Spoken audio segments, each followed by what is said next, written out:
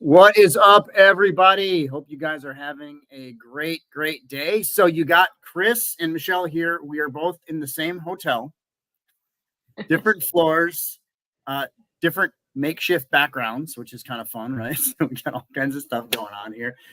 We are in Indianapolis, getting ready for our live event, which is going to be live here. We got Double Your MRR live here in Indianapolis starting tomorrow morning. So if anybody we got a massive crowd joining us today. It's great to see you guys. If anybody wants to still come to Indianapolis, you guys can. Oh, well, look at that. You just threw a link up there on me. I love it. I did. I love it. So you guys can still, we have the ability for you to live stream, watch this. You'd have to buy a virtual ticket if you want to do that. We also, if you're in the Midwest or are bored and want to fly into Indianapolis tonight or even tomorrow, you could still join us live. We're going to have kind of a smaller venue actually here in Indianapolis, but it's kind of nice because, we were in Phoenix last quarter at a big casino.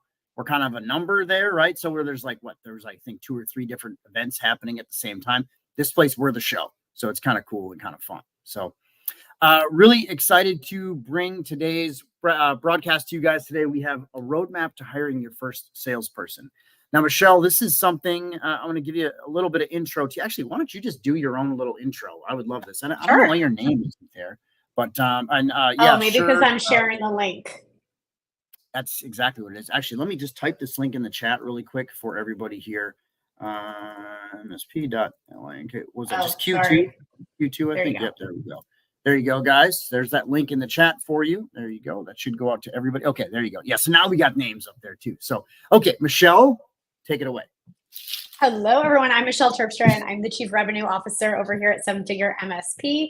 And I am extremely excited to talk about what it looks like to bring on your first salesperson into your MSP. In the chat right now, I would love to know who is excited to stop selling themselves. Like, what CEOs in the room listening right now are like, yep, get me out of here. Like, I want to go enjoy CEO life. I want someone to sell for me. I would love to know in the comment section right now.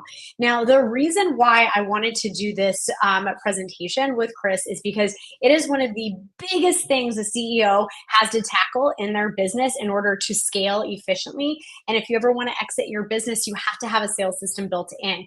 And my experience in building high performing sales teams, I even wrote a workbook on it on Amazon as well. Like, this is what my core background is in. And I am very excited to share the secrets and the mistakes that I've seen a lot of CEOs make that I don't really want everyone in this room to be making. So we're going to help you prevent some common mistakes. I'm going to give you an action plan of exactly to know when you're ready and also how to do it efficiently. And as the Chief Revenue Officer over here at 7-Figure, I have helped Chris build a team of 8 right now. And so what I'm sharing with you is actually what we're doing too. Yeah. And what I will tell you guys, Michelle doesn't know MSP until she came here, actually. I mean, which is kind of cool. I make a point of hiring people on my team. We do have a couple of MSP, would you say, people that have been through the trenches, right? I was almost going to say victims, but I kind of align with that. So we got me, who had an MSP for 10 years. We got Cindy Phillips, who worked on the MSP side, but more on the franchise side. And we got Ryan O'Hara that works here. But for the most part, most of our team is from outside MSP land, which is, to me, a major strength.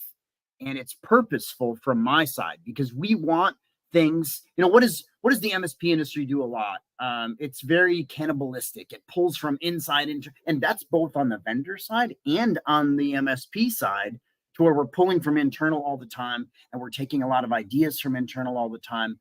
One of the reasons that my MSP was successful, also one of the reasons that 7-Figure MSP is successful, is because I've pulled from outside of that a lot. Now, I definitely went to sales coaching and sales trainings and peer group events and networking events and big shows in the MSP industry. But most of what I did has been directly related. The most successful stuff I've done has come from outside of the MSP industry, especially in the last 5 years. But it still applies down. Like, all the same stuff that Michelle's doing here also applies down to you guys as MSPs. And a couple things that I want to quick say, and then we're going to get into our presentation for today. I want you guys to keep an open mind. I specifically know that MSPs are technical. MSP owners are very technical. They are very wanting to focus on service and wanting to focus on client delivery and service delivery. Just because we're talking about sales and cash flow and revenue and lead gen and all these things being the focus, that does not mean we're telling you to neglect service. Service is still critical. Delivering a top tier, high quality MSP and cybersecurity service level is critical. But sales and marketing is the oxygen that your business needs to survive, guys. So many MSPs grow by accident. It's referrals only, or it's, it's legitimately growth by accident. Yes, it feels a little bit purposeful when you get referrals, but you can't control it. I love referrals just like everyone else, but you cannot control that income stream. You can't control that sales stream. And if you're going to build a real sales team, you better, your job, and Michelle's job, Michelle and me, our main role right now is driving leads to our sales team's calendars. It is not on them. Now, granted, we have an SDR and BDR team, sales development rep, business development rep. That's what that means. And MSPs are like BDR, business disaster and recovery, backup disaster and recovery. That's what they think that means, right? Whereas in my world now, my job as the owner, as the CEO, as the executive, along with my executives on our VP team, our job is to drive leads to my team to close. And it's not just, and Michelle, where most of this is, I'm not sure how much experience you have in this, but in most MSPs world, they hire a salesperson and they're like, oh, go bring me your book of business or go book appointments. And there's no structure. And they just like throw them to the wolves and expect them to do that. Yes. So, okay. And if you guys got questions as we go today, we got about probably anywhere from 60 to 90 minutes, depending on how many questions we have that we're going to be talking. So Michelle and I are here till we're done. Excited about that. We're both in a hotel. So you guys, if we have crappy internet by any point, we're sitting on Wi-Fi. It is what it is. We'll do our best. It is what it is. I'm really impressed with my beautiful background right now. Like, I think I kind of pulled it off. I think we're in a similar room. She's a floor below me. Is that your kitchen? Yeah, it's my kitchenette. Yeah, and I propped everything together. Around, so I'm like, and I'm in front of the big window, so I had natural lights. I didn't have any great lighting here, so I didn't, we'll make it work. So, okay, I'm going to share my screen, guys, and let me just get this up here and make sure that we are good to go. And if the 7-figure MSP live cuts off, we had a couple people say that to us earlier. It's because it's the background, and as I bring up the slide deck, which you'll see, oops, I screwed that. I got the wrong screen up here. Hold on, there we go. Got that. We're good to go. You'll see how it cuts off that little 7-figure MSP live. So, all right, I'm going to get rolling. And Michelle, anything you want to say before we start? No, I just can't wait to talk about this. And I can't wait to challenge everybody who shows up and listens to this replay on making sure that their business is actually ready for this. So let's rock and roll. I'm pumped about it too. So, okay. So to get rolling, so I got a couple things before we get started, a little housekeeping items for you guys today. First of all, my promise to you, Michelle and I are going to show you how to hire your first or next, or maybe you went through this and screwed up and you're like, oh, I've been going back to doing sales, which one of the things that I definitely recommend if you're struggling in this, I hire slow and I fire fast. That's kind of a rule that I have. Michelle and I are, very much on the same alignment on that. Go back to basics when you make mistakes. Just rip it down, 0, go back to basics. If that's your case, we can help you get started. And we're going to make sure you know how to hire that person or that next person, and you know how to manage them. We're going to share real skills. This is stuff that we put inside of 7-figure MSP, and we're going to talk about that. Like, I brought on my head of revenue to work with you guys. So Michelle runs sales and marketing for my whole company. I manage her. Well, I kind of half-ass manage you, I'd say. But she more like tells me what to do. And I'm like, oh. You check in on me. You make sure I have a pulse. Mostly it. But make sure you guys get ready to take notes today. Make sure, and this is really the differentiator in business. You're going to take some stuff and you're going to put it into use. Not just come on the webinar today and spend an hour and a half and be like, okay, that was cool. And then you move on. What are like maybe your top 3 actionables that you're going to take from today? And that's really key. If you guys stay into the end, I got a couple prizes for you. First of all, one winner is going to get a $100 Amazon gift card that's with us today. A second winner is going to get a $75 Amazon gift card. And everyone on the webcast that's live with us today is going to get the opportunity to get a $50 Amazon gift card, but you have to stay until the end. And actually, Michelle, I don't know if you saw, I worked with Anne-Marie and put in a new platform called tremendous.com.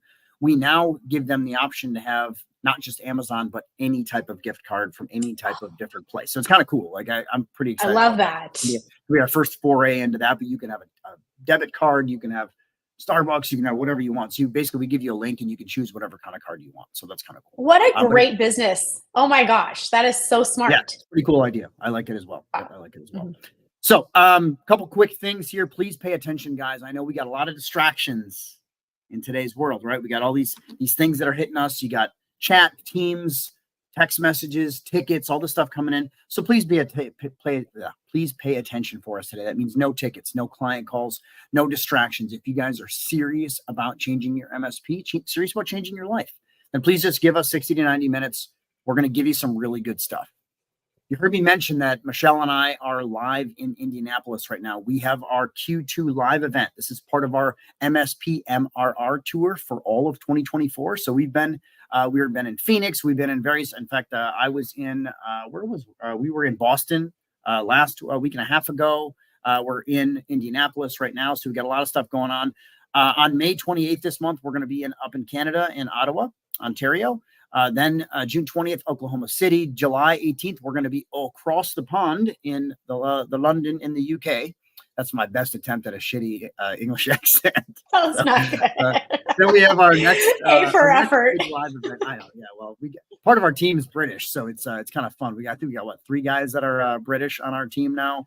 It's fun giving these guys a hard time because they try and do cowboy American, and I try and do UK guy also. So then we got August is our Denver, Colorado, our Q3 event. Then we move over to my hometown. My MSP was in Milwaukee. I was actually a rural guy, so I grew up in southeastern Wisconsin. Go Pack, go! Going to be up there also. Then we got Minneapolis right after that. So we got a lot of stuff coming up, and then we go up again to Calgary in Alberta. So all over North America and even in the UK this year. So a lot of cool stuff. Also got a free registration for our Double Your MRR live event that is August 13th through the 15th. You can sign up at 7figuremspevents.com. Again, got the rest of our year here. So we got a lot of stuff coming on. Our quick last couple things before I get started. Our coaching team. You guys, this is your first foray into meeting Michelle, which is really cool. I don't often bring my executive team out to the public, but this gave us a chance to really share some really good, I'm going to say non-MSP content, but what we're doing on the MSP vendor side, which then applies directly down to you, is going to give you some different things to think about. We got 8 people on our sales team, another chunk of people on our marketing team. So we are, and I said this about my MSP also, we were a sales and marketing firm that delivered IT services. That's what I called my MSP. And so what 7-figure MSP is? We are a sales and marketing firm that delivers high-value MSP coaching. So it's very similar things. And speaking of our coaches, we got me, we got Lindsay Badillo and Ryan O'Hara here with us. We also have Cindy Phillips. Cindy is based in Canyon Lake, Texas, just south of Austin, north of San Antonio. We have an amazing, amazing coaching team that I'm so proud of. And they are such great people. Actually, such great coaches and even better people is what I'll say with that, which is really cool. And I kind of have a theme that I try and hire not high value people, which comes with the territory, but really good human beings. And that brings the high value to you. So, okay. So I'm going to get into my stuff. Michelle, why don't you watch the chat for me? Yep. In fact, somebody said they're having some connectivity issues here, but chat guys, we will be sharing the recording for today. So we got all that stuff going on. Absolutely no problem there. If you're having any connectivity issues, you can watch this on YouTube right now. You can also watch this. Looks like my YouTube share died on me, so that's not sure what happened back there. I had a little screen share going, but now we got a mountain, so that's cool. But you can watch this on YouTube. We also got this streaming across various Facebook groups and pages. And then this is also, side note, streaming live inside of the StreamYard webinar as well. So you guys are welcome to join us. So let's talk about kind of the landscape that MSPs are facing now. First of all, things have changed. And I kind of start out all of our main webinars with this message because it's really critical, especially if you're seeing me for the first time, meeting 7-figure MSP for the first time. You have to understand that 5, 8, 10, 15 years ago, MSPs were exclusively commoditized. When I talk about that, we think about how we delivered services and how we sold services, and more importantly, how the clients consumed the services. it was almost exclusively. In fact, there was a guy posting on our Inner Circle clients Facebook. Actually, I think he was in the big group this morning, in the IT and MSP business owners group this morning, talking specifically about how he's selling antivirus as a single product and selling spam protection as a single product, and the clients don't care about anything, and they're trying to nickel dime him. And a bunch of what's really cool to me is I watch our clients chime in on that conversation and say, well, you've completely commoditized your offering. We're selling at $300 plus a seat for a complete all-inclusive seat. And you're letting your clients nickel dime you down, because what happens is when you sell a single product, you become only that product, guys. And they have to understand things differently. So when I talk about that, what's different between MSP now and what's different about MSP from 3-5 years ago, and how was it commoditized and why is it different now? The bottom line is everyone is going to get hacked. I stand in front of rooms. I was on our onboarding call this morning and I asked the question, can you guys in this room prevent all hacks? And everybody's shaking their head. No, cannot prevent all hacks. MSPs, we know that, right? We get it. We understand that we can't prevent all hacks.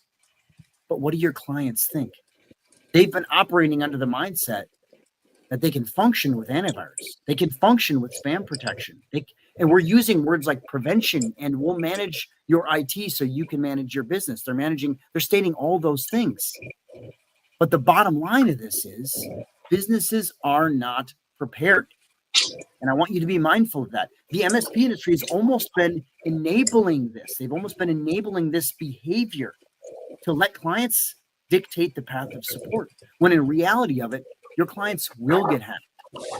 And you have to understand, if your clients are coming to you and thinking this, and if you're commoditizing your offering, they still treat IT support in their business, in their world, like a bargain basement service. And this is a really, really important thing I want you to be mindful of.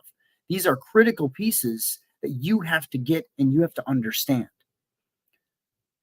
Because the problem is, because of the way we sold, because of the way that we conditioned things, your clients think that you're already doing everything. You're the IT guys. You're the experts. My experts are telling me this is all I need. So they're relying on that. Just imagine dentist, doctor, lawyer, CPA, wealth manager. All these industries are completely telling the clients, here's what you need to do. And they're experts and they listen to them.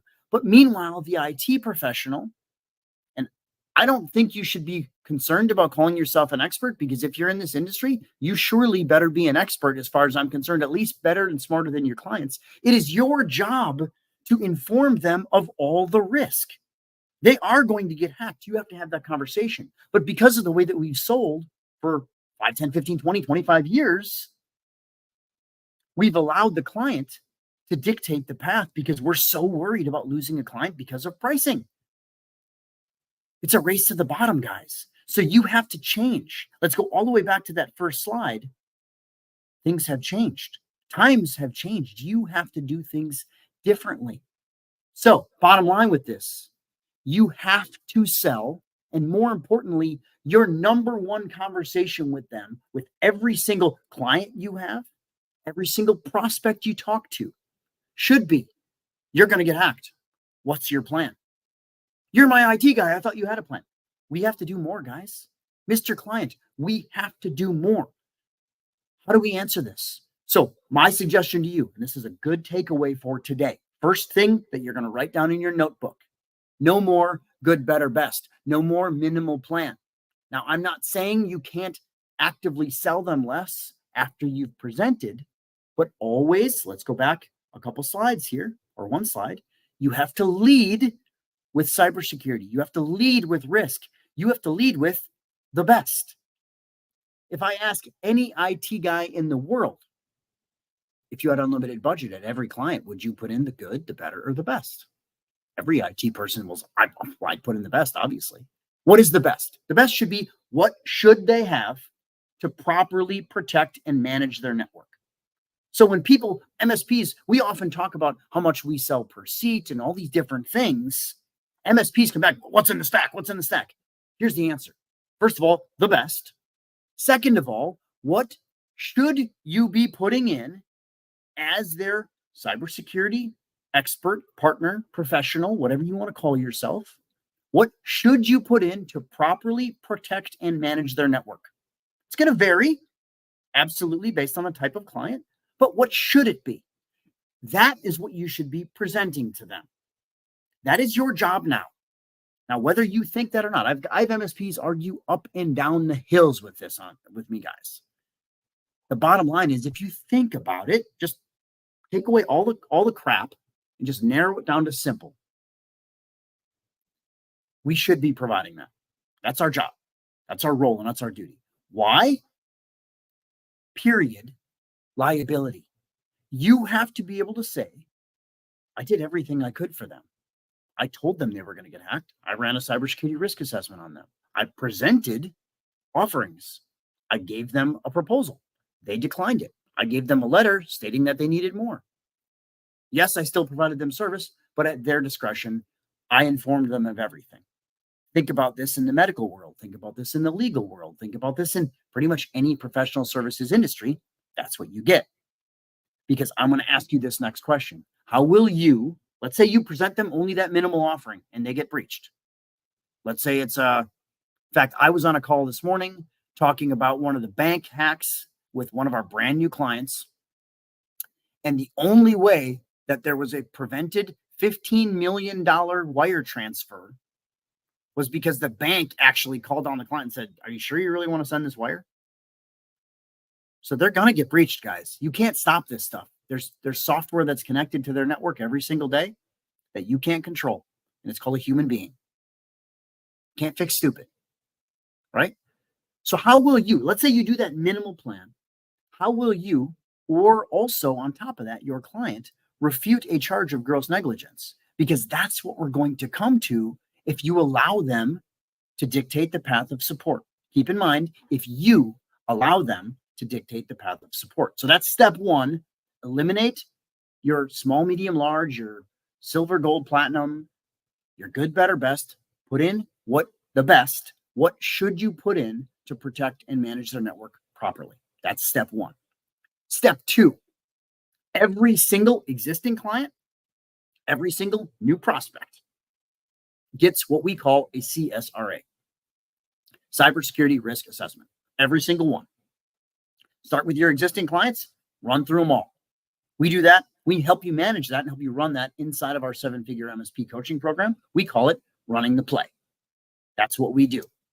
Why a full risk assessment? There's a couple things. Now, first of all, absolutely, we want to gather data, pain points, and tech issues. This is the assessment or the network assessment that most MSPs do now.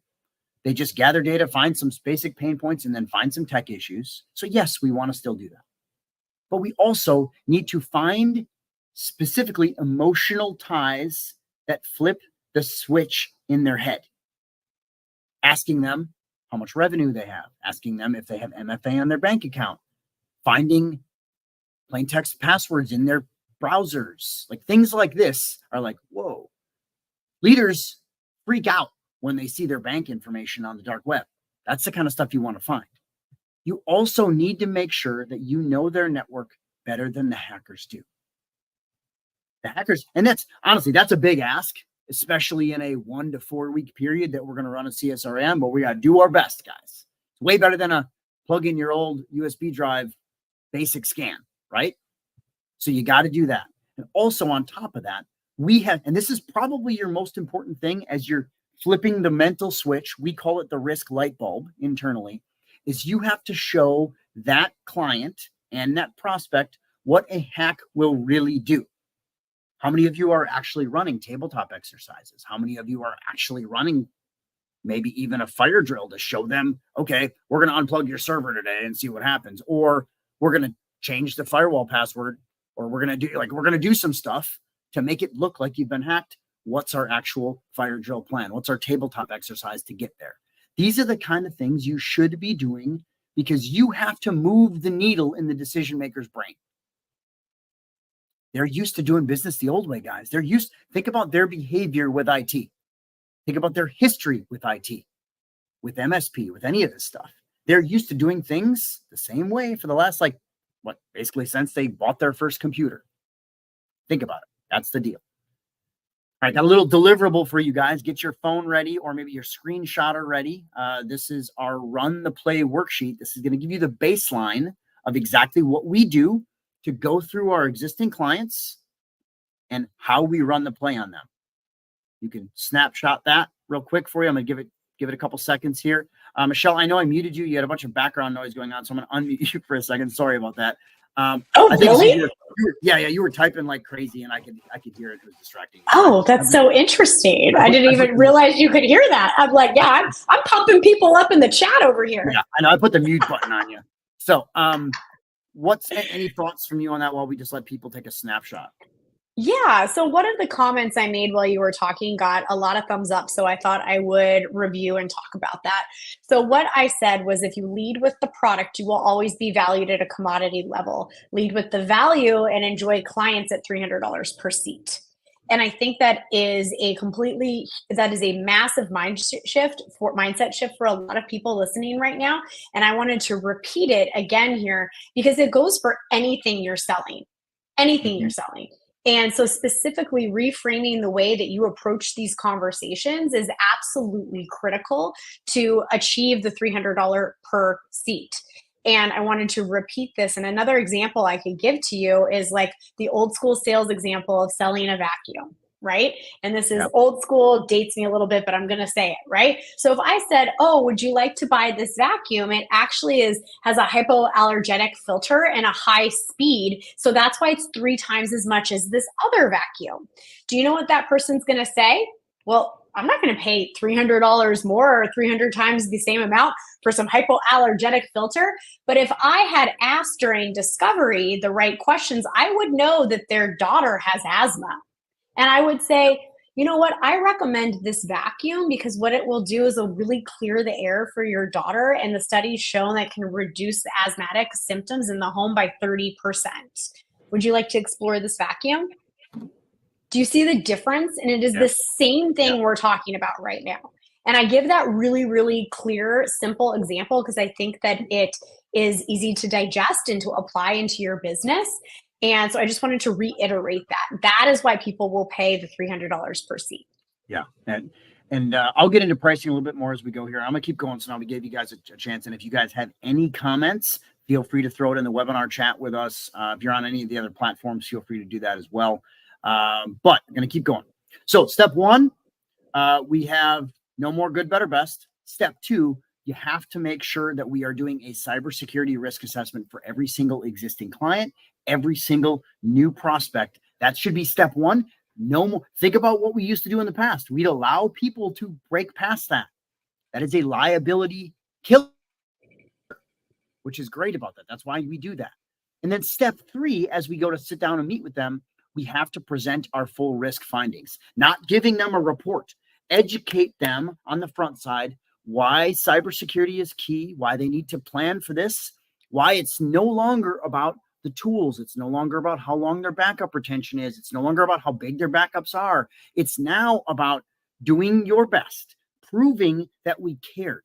So when I say this, think about how critical it is when you go to the insurance company after there's a breach and you're like, hey guys, we're about to file a claim. And they're like, okay, show that you cared. And you're like, huh? Prove to us, Mr. End User Client and Mr. IT Company, Mr. Managed Service Provider, prove to us that you weren't negligent. Show us your pattern of behavior. What does that mean?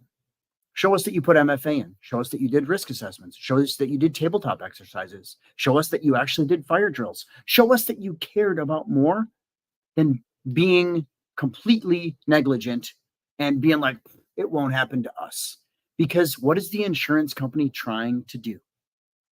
They're trying to get away from paying you.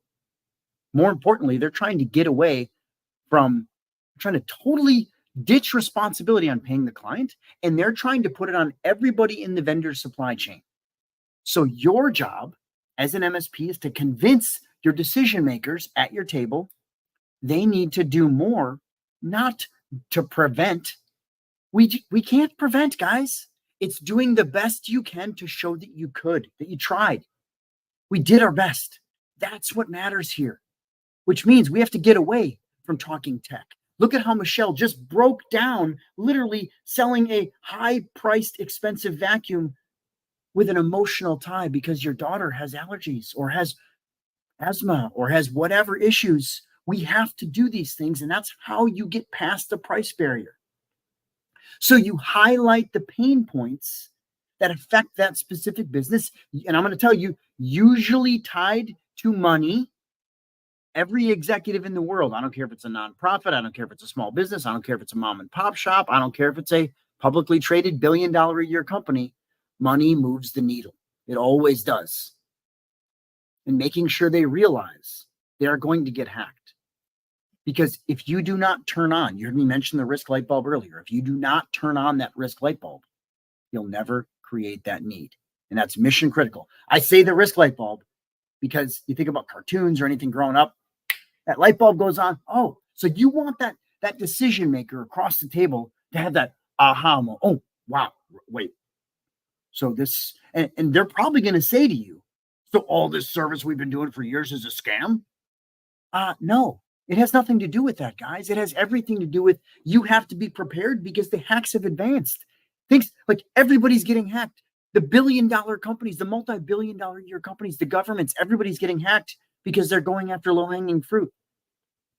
And I'm only as strong as my strongest tool. I'm only as strong as my strongest system. So we have to fall back on policy. We have to fall back on procedure. And we have to be ready when it happens. It's kind of like blaming the construction company for a hurricane flood. Think about that. It's not the construction company's fault because the house floated away, but somebody's got to pay the bills on recovery. So we eliminate that price objection by highlighting and showing them all of their needs. That's the difference here, guys. That's what makes the difference. All right. I'm going to come over to Michelle. Michelle, you ready to fly here? I am. I'm totally ready to fly. Okay, right. Let's rock and roll. Okay, so I think that's an incredible lead into what we're going to be talking about today. And one thought I want to close before I jump into defining a closer for today's training is that, so I'm from California, and there's two major title companies in Orange County, home and commercial title, and it was First American and Fidelity. And towards the end of last year, both of them got hacked during year-end closings. And it was, I'm sure if we Googled it, we could find all of the details. And I can't remember which one got up faster, but I would like for everyone to think about that. Like, can you get them up faster? Who's going to get up faster? So both were competing to close out all of the sales for the year. And I'm willing to bet the company that got up faster was able to close more title transactions before the end of the year, which is going to make them look really, really good. And I wanted to remind everybody listening right now, like, you get to be a piece of that. So if you can get people up faster, if you're ready to run your drill, and then you not only protect your clients in a certain way, right, from more things happening, but you also get them back to making money. And I thought that would be a really fantastic story to share here to motivate everyone to think about how they're tied to helping their clients make more money in some circumstances as well, right? Because when a business is down, a business is down. I think that's a really, really critical piece. So I wanted to share that with everybody. All right, so now we can go ahead and jump in. So let's go ahead and define a closer for today's training. So the title of this training today is How to Hire Your First Salesperson. But what is really, really critical, and Chris spoke a little bit to it in the very, very beginning in our opening, is defining the separation between marketing and sales, and what the marketing team is responsible for and what the sales team is responsible for. And if you are one of our frequent flyers and you attend a lot of these trainings, which I would love to know in the comments section right now, if this is not your first training from Seven Figure MSP, is that our head of marketing coaching, Lindsay, she's incredible, and she has been programming some great trainings for our community, talking about the responsibilities that the marketing team has to get opportunities for the sales team to sell to. So I really encourage you, if you haven't watched any of Lindsay's trainings, to make sure that you do as well. There's another one coming up in 2 weeks. So let's just go ahead and jump into what closers do. Now, when it comes to what do closers do, I want you to think of closers equals salesperson. Okay. And I'm using the word closer because it's a great visual, and a lot of people do use that word. It means they take the opportunity that is available, the lead that is available within the company, and they close them. Okay. So thumbs up if everybody's following me on this. So what does a closer do? What a closer does is run first time appointments. So Chris, do you want to expand a little bit specifically on our model for first time appointments so that everybody understands exactly what that means and there's no miscommunication here? Yeah. And the bottom line is, as you bring a prospect into your sales funnel, you want to determine whether or not they are a good fit for you. Now, typically what I will tell you, Michelle, I'm not sure how much you know about this, but most MSPs take anything they can get their hands on because they don't have a whole lot of a marketing strategy. So any lead that comes in the pipeline, they're almost scrambling all over themselves to talk with them, which means they're desperate and they don't have and don't take any of this offense, guys. It's just the reality of it. They're desperate.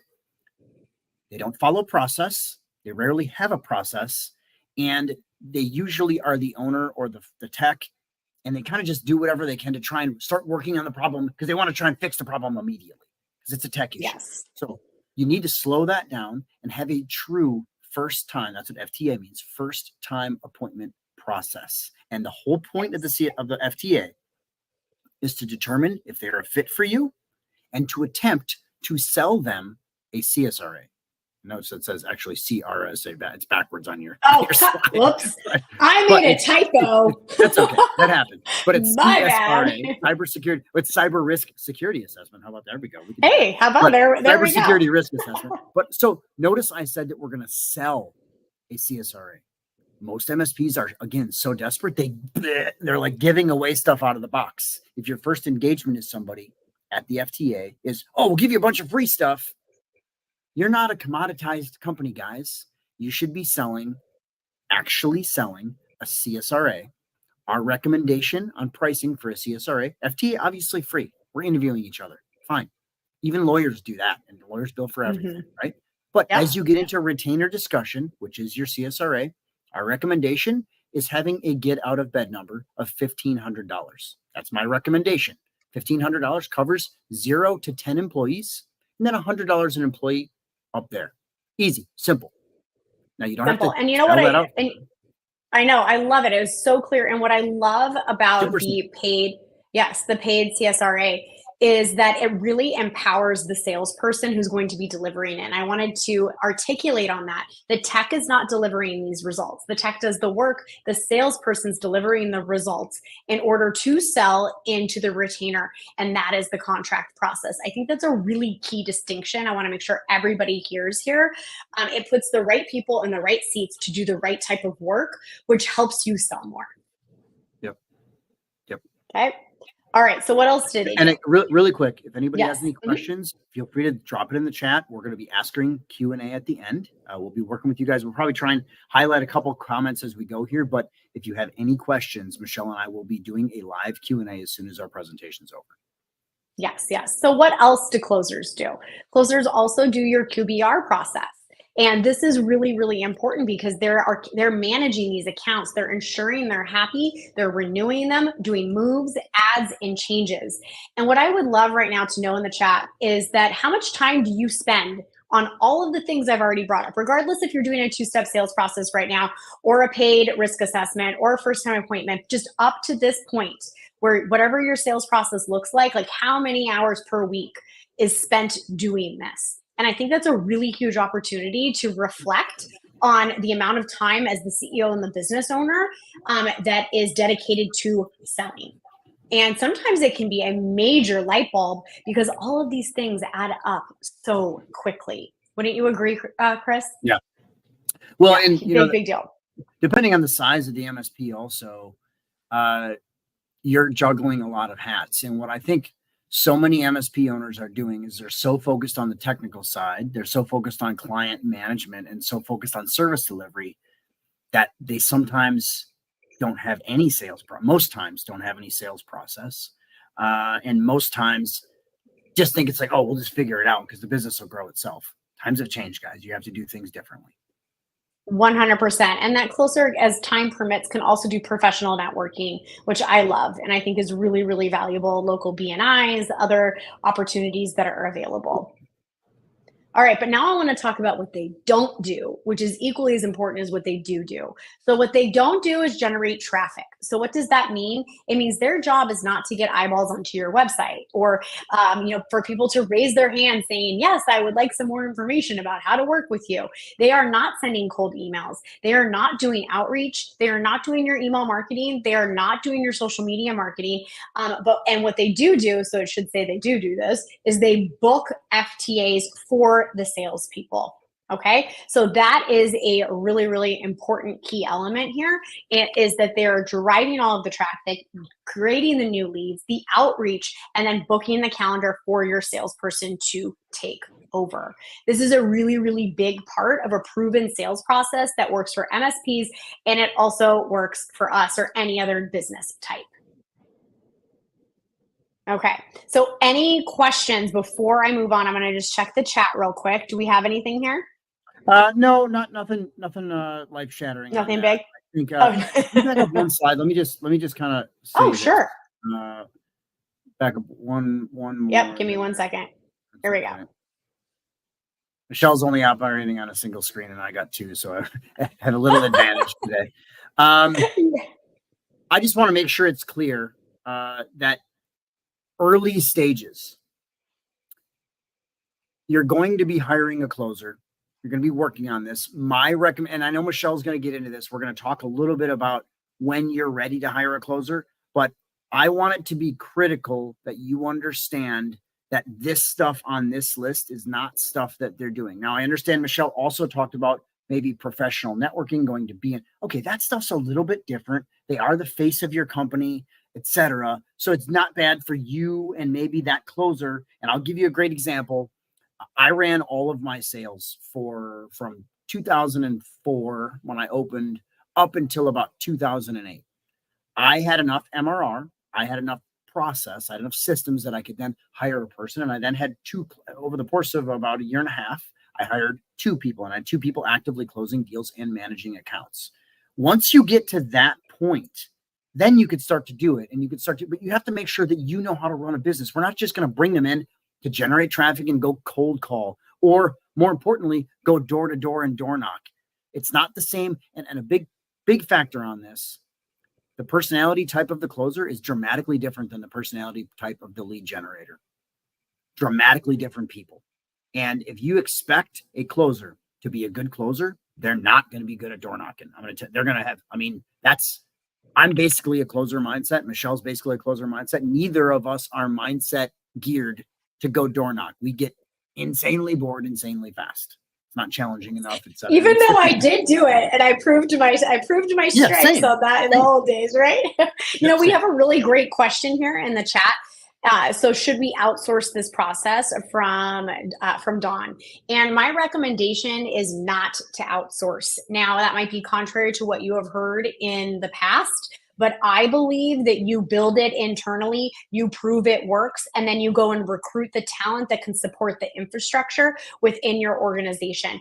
And that's actually part of the conversation we're going to have here shortly. So I'm going to hold off on any more details with that. But Dawn, that's a fantastic question. And also a shout out to Dawn, because he is really engaged in the comments right now. And I am appreciating that. So thank you, Dawn, for one thing I'll add on there is there's no easy button, guys. A lot of these, correct. And I'm not going to say that you can't have agencies that help. We definitely have agencies that work with us, but here's the deal. In fact, I think I was working with Anne Marie this morning, and we figured out we have 23 different agency partners working with us right now. That includes people and companies and all this different stuff. In fact, both of our people that came on with us in our green room today, both agency partners working with us, doing different things, different scenarios, but they follow our system. Yes, and that is the key part. That's the key. Because if most of this is done, if you go into another firm and say, oh, I'm going to outsource all my sales, you're probably going to follow their system. And 9 times out of 10, it's probably not going to work. All right, Michelle, let's keep going. You don't want other people building your strategy. You want to build it, and then some other people can, of course, then operate it. Okay. All right. So how do you know you're ready to hire a closer? This is the biggest question that I usually get, because listen, at the end of the day, if I walked into your office and I said, hey, let's get you a closer and get out of the sales seat, I know very few people who would object to that. Right now, there are some people who love sales like me and Chris, but we also are great business people and understand that if we stay in that seat, there is a certain limitation on our growth. So we eventually need to exit. But most people would love to not be responsible for sales anymore. And so what happens is a lot of times people get over eager and hire too soon before their business or themselves are ready to do so. So we're going to talk about that here. All right, so these are the key readiness areas. Now, first, I'm going to go through all of this on my slides and then verbally, of course, explain everything. But my gift to everyone here is going to be a checklist. And this checklist is something you can print off. You can put it on your desk, put it on your refrigerator, put it in your office, whatever you want. So we'll get that here just in a few minutes. So stay really, pay attention to what I'm saying, absorb as much as you can, and the checklist will really help reinforce this. So the first thing is a scalable offer. Okay. Your team needs to be able to deliver when you hire a salesperson that's going to close for you. Now, I think everybody understands when you hire a salesperson, you want your sales to go up. So when your sales goes up, you need to be able to deliver on fulfillment and service. So whatever your stack looks like, whatever your fulfillment looks like, can you take on 10 clients tomorrow or whatever your scalable number is? This is really, really, really critical. Okay. So that is number one thing. Okay. Number two is to be profitable enough to pay a closer. Okay. I'm going to say this. I'm a pretty direct person, so I hope everybody enjoys this. Okay. Cheap salespeople are a red flag. I'm going to let everyone absorb that. Okay. Cheap salespeople are a red flag. Really quick on that. Spot on. Yes. Second thing, you being a cheap owner and trying to hire somebody commission only, also a red flag. Yes. 100%. So thank you for adding that in there. You do not, you want to be able to pay someone. And if hopefully you're asking, great, Michelle, how much do I need to pay them? We're going to talk about that. Okay. So that's coming in a little bit here. So the next thing that is so super critical is you must have a proven sales process that works inside your business right now so that a closer can come in, take it, go, and close.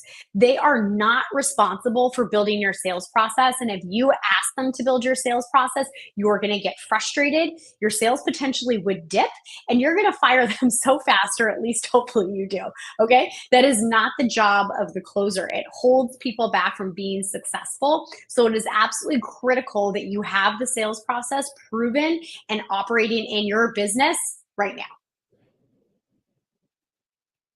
All right, the next thing, Chris, I love that you helped me out this, and I'm not quite sure why it's cutting off with my slides here. This is kind of weird. It's called a Mac. You're on a Mac. No, it's not my Mac. It's not always the Mac's fault. So anyway, 50% of your calendar is dedicated to sales. Do you want to expand on that a little bit?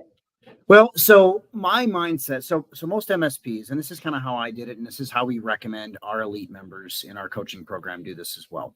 So most of you don't have a salesperson coming out of the box, right? You don't have a closer. We've had lead generators and we've tried to hire somebody. We've tried to blah, blah, blah. We've all made those mistakes. And I see this mistake happen a lot with MSPs. So our answer is, okay, let's teach you how to run the strategy. Michelle just talked about the strategy a few minutes ago here. So let's teach you how to run the strategy, how to do it the right way. Let's get you actively running the play. You heard me talking about the best offering, running the play during my little open, right? So we get you as the owner, as the executive team, whatever it is, running the play on your existing client base. Keep in mind, we are going to do a cybersecurity risk assessment on every client in your stable. So we just gave you that many sales meetings. And you're going to close probably 60% of them using our method. All the stuff that Michelle just talked about a minute ago, we're going to have you do. When you get to the point where you have 50% of your owner calendar maxed doing specifically sales activities, we now have something we can give to a closer. We can hire, train, manage that person using our process, our strategy, our system, our repeatable, scalable offer, and we can give them something to actually close. Versus, think about the way that you've done it in the past. Let's just throw them to the wolves and say, go close some shit. This is a totally different animal. This is why the 7-figure MSP program works, guys. We're trying to give you as much as you can so you don't have to invest in us unless you really feel the need, which that's what we're here for. But that's the kind of concept that we have here. Michelle, does that clarify anything? Yes, I think that's great. I just like you to chime in and add your expertise as we go I'm through. down. I love it. I mean, I have a hard time sitting still and not talking. Here too, that said, what does a sales compensation look like? We're going to come around to that in just a minute, okay, Nathan? So just keep paying attention, and we got you on that. All right, awesome. Okay, let's keep moving on. All right, so now we're going to jump into a couple of secrets that I have seen in my experience that always prove themselves to be true. And the design of these secrets, these things that I'm going to share with everyone right now, is so that you don't make the same mistakes that I have seen countless CEOs make when they transition to exit the sales seat. I don't want you to make those mistakes, so I'm just going to tell you what they are, and you can avoid them, and you can thank me later. I would love a thank you card. Okay, no problem. I also love Starbucks. No big deal. Okay. So I'm going to break these all down. I have 3 of them, and we're going to go through each of them, and we're going to talk about compensation. We're going to talk about all of the things that are coming up in the chat, and I'm really, really excited about this. Okay. So the number one thing is that when most CEOs actually fail when handing off sales. And the reason why I see this is they're hiring for the wrong reasons. And this is a little bit of a humor slide. Okay. But it's including hiring your cousin because your aunt begged you. I know this might sound totally ridiculous, but I will tell you, so many people say, I know it's not. Oh, my cousin Joe just lost his job, so he's gonna help me with sales. Or my cousin Mikey. Michelle. Yes. I have a pretty specific rule. I don't hire family or friends. Yep. I mean, it's a really good specific rule. I can't have I will hire somebody that I met through business that I became friendly with.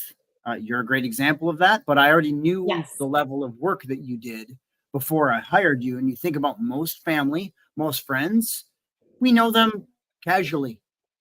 Somebody's fun to go drinking with, talks a good game. That does not necessarily make sure that they're going to be a good worker or a good, it's a very steadfast rule that I have. And I violated it in the past. And I do not violate it now. Yes. And I've heard this story maybe 20 times, or I review sales calls and I see that the new salesperson's popping in and that person has 0 sales experience and it's a family member. Yeah. This Don, is so that's hilarious. critical. Don, that's hilarious. Don just said that's why I didn't do MLM. Oh, Don's amazing. I want Don on all of our presentations. Okay, awesome. All right, so we're going to move on from there. Now, and you want to hire for the right reasons, okay? Not the wrong reasons because the aunt asked you to do it. Not because you don't know how to do it yourself. Because remember, we're building the sales process internally. It's important that you're hiring for the right reason. So a proven track record, a cultural fit. This is a huge one that's often overlooked. Excels at role play, hungry, and interviews you. So I'm going to expand on all of these things. So first of all, proven track record, that's pretty explanatory, right? So they can show up and they can say, hey, I've had this job, this job, this job. This is what I was able to achieve. And it doesn't need to be, like Chris said, that they've worked in the MSP space before. It doesn't need to be that. It's convenient if it is. Notice my stuff, what I said in the beginning. Most of my team, I look at the history. Look at all those. And these are Michelle's slides, not mine, for the record. I didn't say these, she built all this shit. This is the first time I'm seeing this. So let's just look at Michelle and most of our people that we have that work with us. Proven track record. Culture fit. Look at Michelle and I have known each other for a couple of years, but we met on an entrepreneur cruise, really.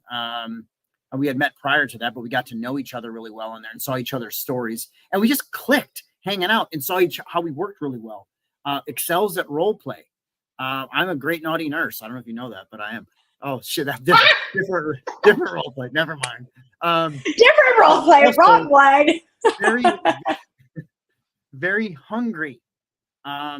Also, this stuff matters so much. Not, this guy can, shotgun a beer really well. There's people laughing at that, but that's such a factor. They're really fun out at the bar. That shit don't matter, guys, at all. This is what matters. No. Because I will tell you right now, sales is one of the hardest jobs in the world. It is why it's compensated to such a high degree, okay? It is across the board, salespeople make more money than most general roles. There is a reason for that. So if they are not hungry and they are not committed to your company and a cultural fit, they will burn out and they will quit.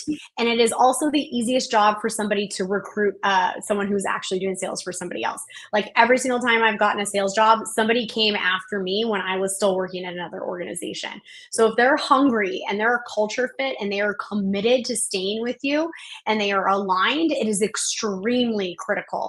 And one piece here underneath interviews you that I want to bring up is if you're interviewing a salesperson and they're like, oh yes, perfect, can't wait to work for you, and they ask you no questions about your current sales process, what your roadblocks are, what your successes are, like what it looks like in an everyday, occurrence in your organization, they are desperate, and that is a red flag. They need to interview you. You want them to ask you the hard questions, and that is a alert to you that this is a very talented professional salesperson.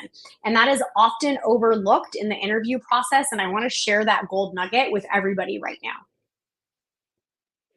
Okay, any questions on that before we move on? Let's see here. This is what I did. That last one's just cracking me up. Okay, perfect. Keep it rolling.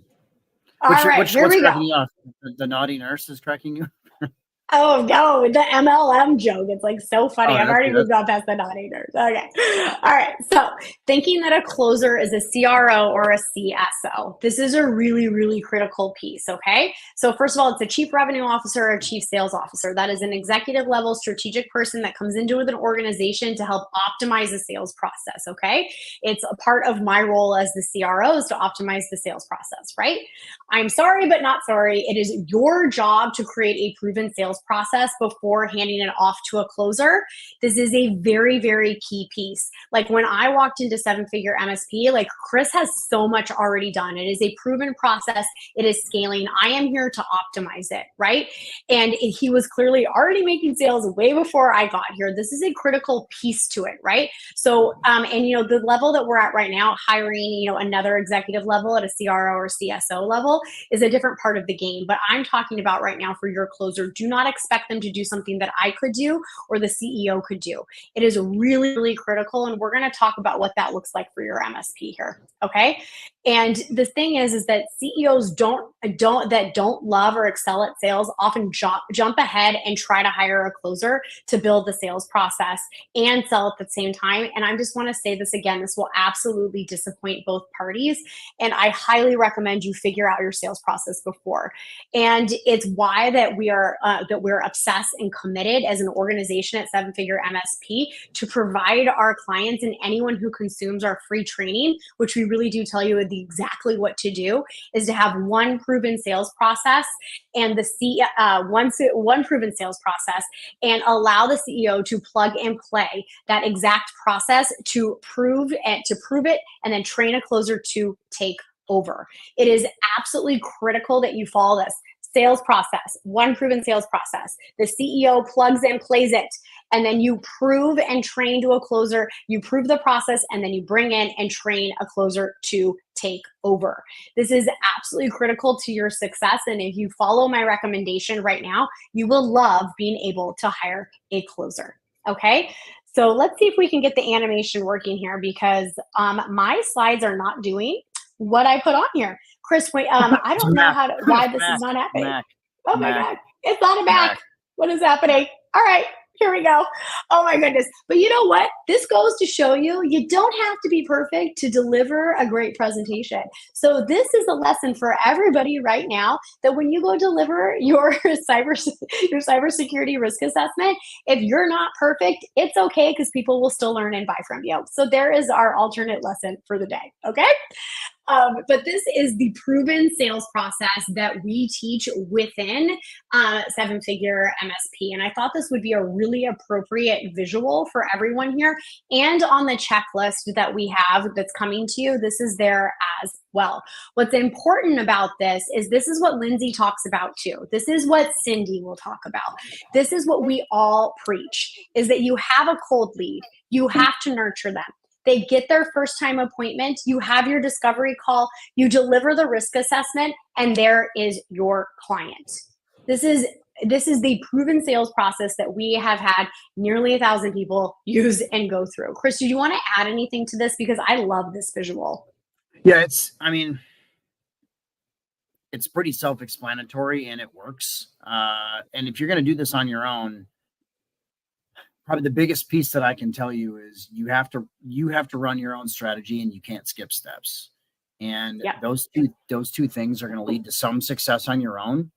And what being in our program does, whether it's our 0 to 10K program, which is for people under 10K of MRR, or our elite program, which is 10K and over, it gives you an accelerant. You're going to come in here. It was cool. We had some new members that joined on Friday in onboarding this morning. And they had come in, studied a bunch of stuff, and we're like, man, we should have done this 2 years ago, because we've literally been tripping over our own feet, realizing that we needed, like, trying to do all this stuff. And then we come in here and we see the stuff. And I learned so much in 3 days of watching videos that it just saved me weeks to months to maybe even years. So whatever you can do, keep it as simple as you can and execute like crazy. Like, that's the stuff that I'm going to tell you. Yes, simple and execute. I absolutely love that. Okay, so the next thing we're going to talk about. So we talked about a really important piece of the puzzle of why CEOs mostly fail: hiring for the wrong reasons and not being ready, correct? So now we're going to jump into the second thing, is the sales team hiring order absolutely matters, okay? So I think, and this is where I want to bring up all of Lindsay's content that she's been delivering. Now, just so everyone's aware, we don't just come up with these titles and then deliver free training just for the heck of it. They are programmed to help you benefit each and every time and stack on top of each other. We give you everything you need in these presentations if you're attending and you're listening. So up to this point, Lindsay has been talking about what it looks like to get that lead into your world, to nurture it, and to book that first time appointment. And often that is a role of a BDR or an SDR that is booking onto that calendar. That's cold calls, emails, direct outreach, depending on what all of your different methods are. It is so incredibly important. If you don't have leads, don't hire a closer, okay? You are not ready for that. And that is part of the distinct order, the hiring order, is to make sure you have leads for your closer before you go and hire them, because they are not going to do that. One caveat I'll throw on that. Yes, absolutely. If you're a big enough MSP that you have 50 plus clients that you have to remember, I mentioned earlier that we're going to, if you're going to do this whole thing, if you're going to run the play and try and do it on your own, you need to go back through your existing stable of clients. So if you got 50 plus, could you do 10 on your own, do CSRAs on them, present all this, and then, close? I think you're going to close 6 out of 10, maybe even more than that. I'm not going to say you're going to fire people, because we have reasons. We just want you to establish liability and talk about these things. But then maybe you could hire a closer. But for the most part, what Michelle's saying is very accurate. Like, you can't even think about doing this until you have enough lead flow to justify a human being at this kind of spend. And what I promise you they're not going to be is they're like, anybody that's a closer worth anything is not going to be a lead generation, door knocker. So be very careful on that. Well, thank you. I appreciate that. That was a great place to chime in and to clarify. That's amazing. What we call it internally is a marketing machine. So then that's what we're talking about, is once you have a marketing machine created where you have leads coming into your business, that is the goal. So this is the thing, is that salespeople want to make money. And just like Chris was talking about, yes, if you are a larger MSP with 50 plus clients, they can go in and make money by, working the current database. Absolutely. But if that's not the case, and then salespeople are going to get frustrated because they're not making enough money and they're going to leave. And because being great at sales is a very desirable skill, they are very marketable at any given time. So it is incredibly critical that you are paying attention to this, so the salesperson has the opportunity to make money. Okay. Now, and if you want to learn more about building a marketing machine, this is your opportunity right now in the comments section. And we can make sure that you can get the link to sign up for all of our future webinars, not just led by me, but also led by Lindsay. So she has two coming up here. She has another one coming up here in 2 weeks, which I would absolutely love for everyone here on the webinar to go ahead and register for. So we can get that link dropped here pretty quickly. Okay. All right. So now let's talk about compensation, assuming that you meet the criteria to hire. And I know that was a big part of the conversation, that the comments that had already come up. And I love talking about money. So let's go ahead and jump right into that. Okay. All right, so I'm just going to cut straight to it. This is what our recommendation, Chris and I sat down together and we talked about what we wanted to put on this slide. So some of my slides are a surprise, but this one we talked about, okay? And the reason why I talked with Chris about this is I wanted to make sure that this was extremely realistic for an MSP to pay, but also in alignment for what great salespeople in general will expect to make in an organization. So all salespeople expect to make six figures. Like that is why they go into sales. So you have to build a compensation plan that will get them to that level. So what we recommend is a modest base of 60K. Okay. There are some organizations out there that are going to pay $100,000 for a base, right? But, and something we're going to go in here shortly, there is an appeal to working with an MSP that has recurring revenue. So before I move on from this slide, I would love to know in the comment section here if anybody is surprised or, oh yeah, this is, Michelle, this is what I thought it was going to be. Thanks for reaffirming that. Like I would love to know in the comment section right now. Yeah, and one thing I'll tell you, in 2008, I was paying 50K base. So 2008 through 2015 is what, I was paying 50 to 60K base in Milwaukee. So in Milwaukee, Wisconsin, in the Midwest, at a, 30-person MSP. In fact, I was much size, it was about 10 or 12 people back in 2008, maybe even less than that. We were paying that then. Didn't always get to that 150K. OTE means on target earnings is what that means, guys. But this is typically what you should see for your anywhere in the United States, probably Canada, probably the UK, probably Australia. This is roughly in your currency. I know we got the dollar sign there, but think about your currency. If you're watching from overseas anywhere, in your currency, it's roughly and here's a couple reasons why. Number one, if you have a high performer, they need a livable wage. They need a livable wage to start with, period. 60K is probably, depending on the level of where they live and some of these other things. And note, if you're going to be in a big city like New York or Austin, Texas, where I live, or Chicago, it's probably going to have to be more than that. If you can't afford that, then you better go back to the things that we talked about earlier and get your butt in gear and get rolling on building a real sales corporation, a real sales company. If you're going to think that you're going to hire a commission-only salesperson and they're going to last more than 2 to 3 weeks, you're just making all the mistakes everybody makes all the time. And I cannot state enough, loud enough, often enough, do not hire a commission-only closer. Do not hire a commission-only lead gen guy. You're going to get pitched on this. No, do not do it. It is a mistake. Do not hire an agency to run this for you. It is a mistake. You are going to blow through cash because all the things that we talked about earlier, you have to have in place. It has to be scalable. It has to be a system that works, that actually sells, that you can act. If you can't go sell your services at a premium, and no, I get a lot of heat, a massive amount of heat for saying, go sell at $300 per seat, Mr. MSP, for the best, like I talked about earlier. You're ripping people off. You need to have enough profit margin to run a company properly. The $300 per seat isn't some pipe dream number that Wiser picked out of the air. This is based on an 80% gross profit margin. We have 500 plus MSPs in our elite coaching program, 600 plus, 700 plus MSPs in our elite coaching program, actively selling at this number and actually saying, wow, when I pitch it this way, nobody argues with me. Yeah, it's not about how much you charge. It's about how you're selling and actually running your business the right way. And trust me, you can deliver a product and a service as an MSP, a cybersecurity shop, better when you have more profit than if you are a cheapo and don't charge anything.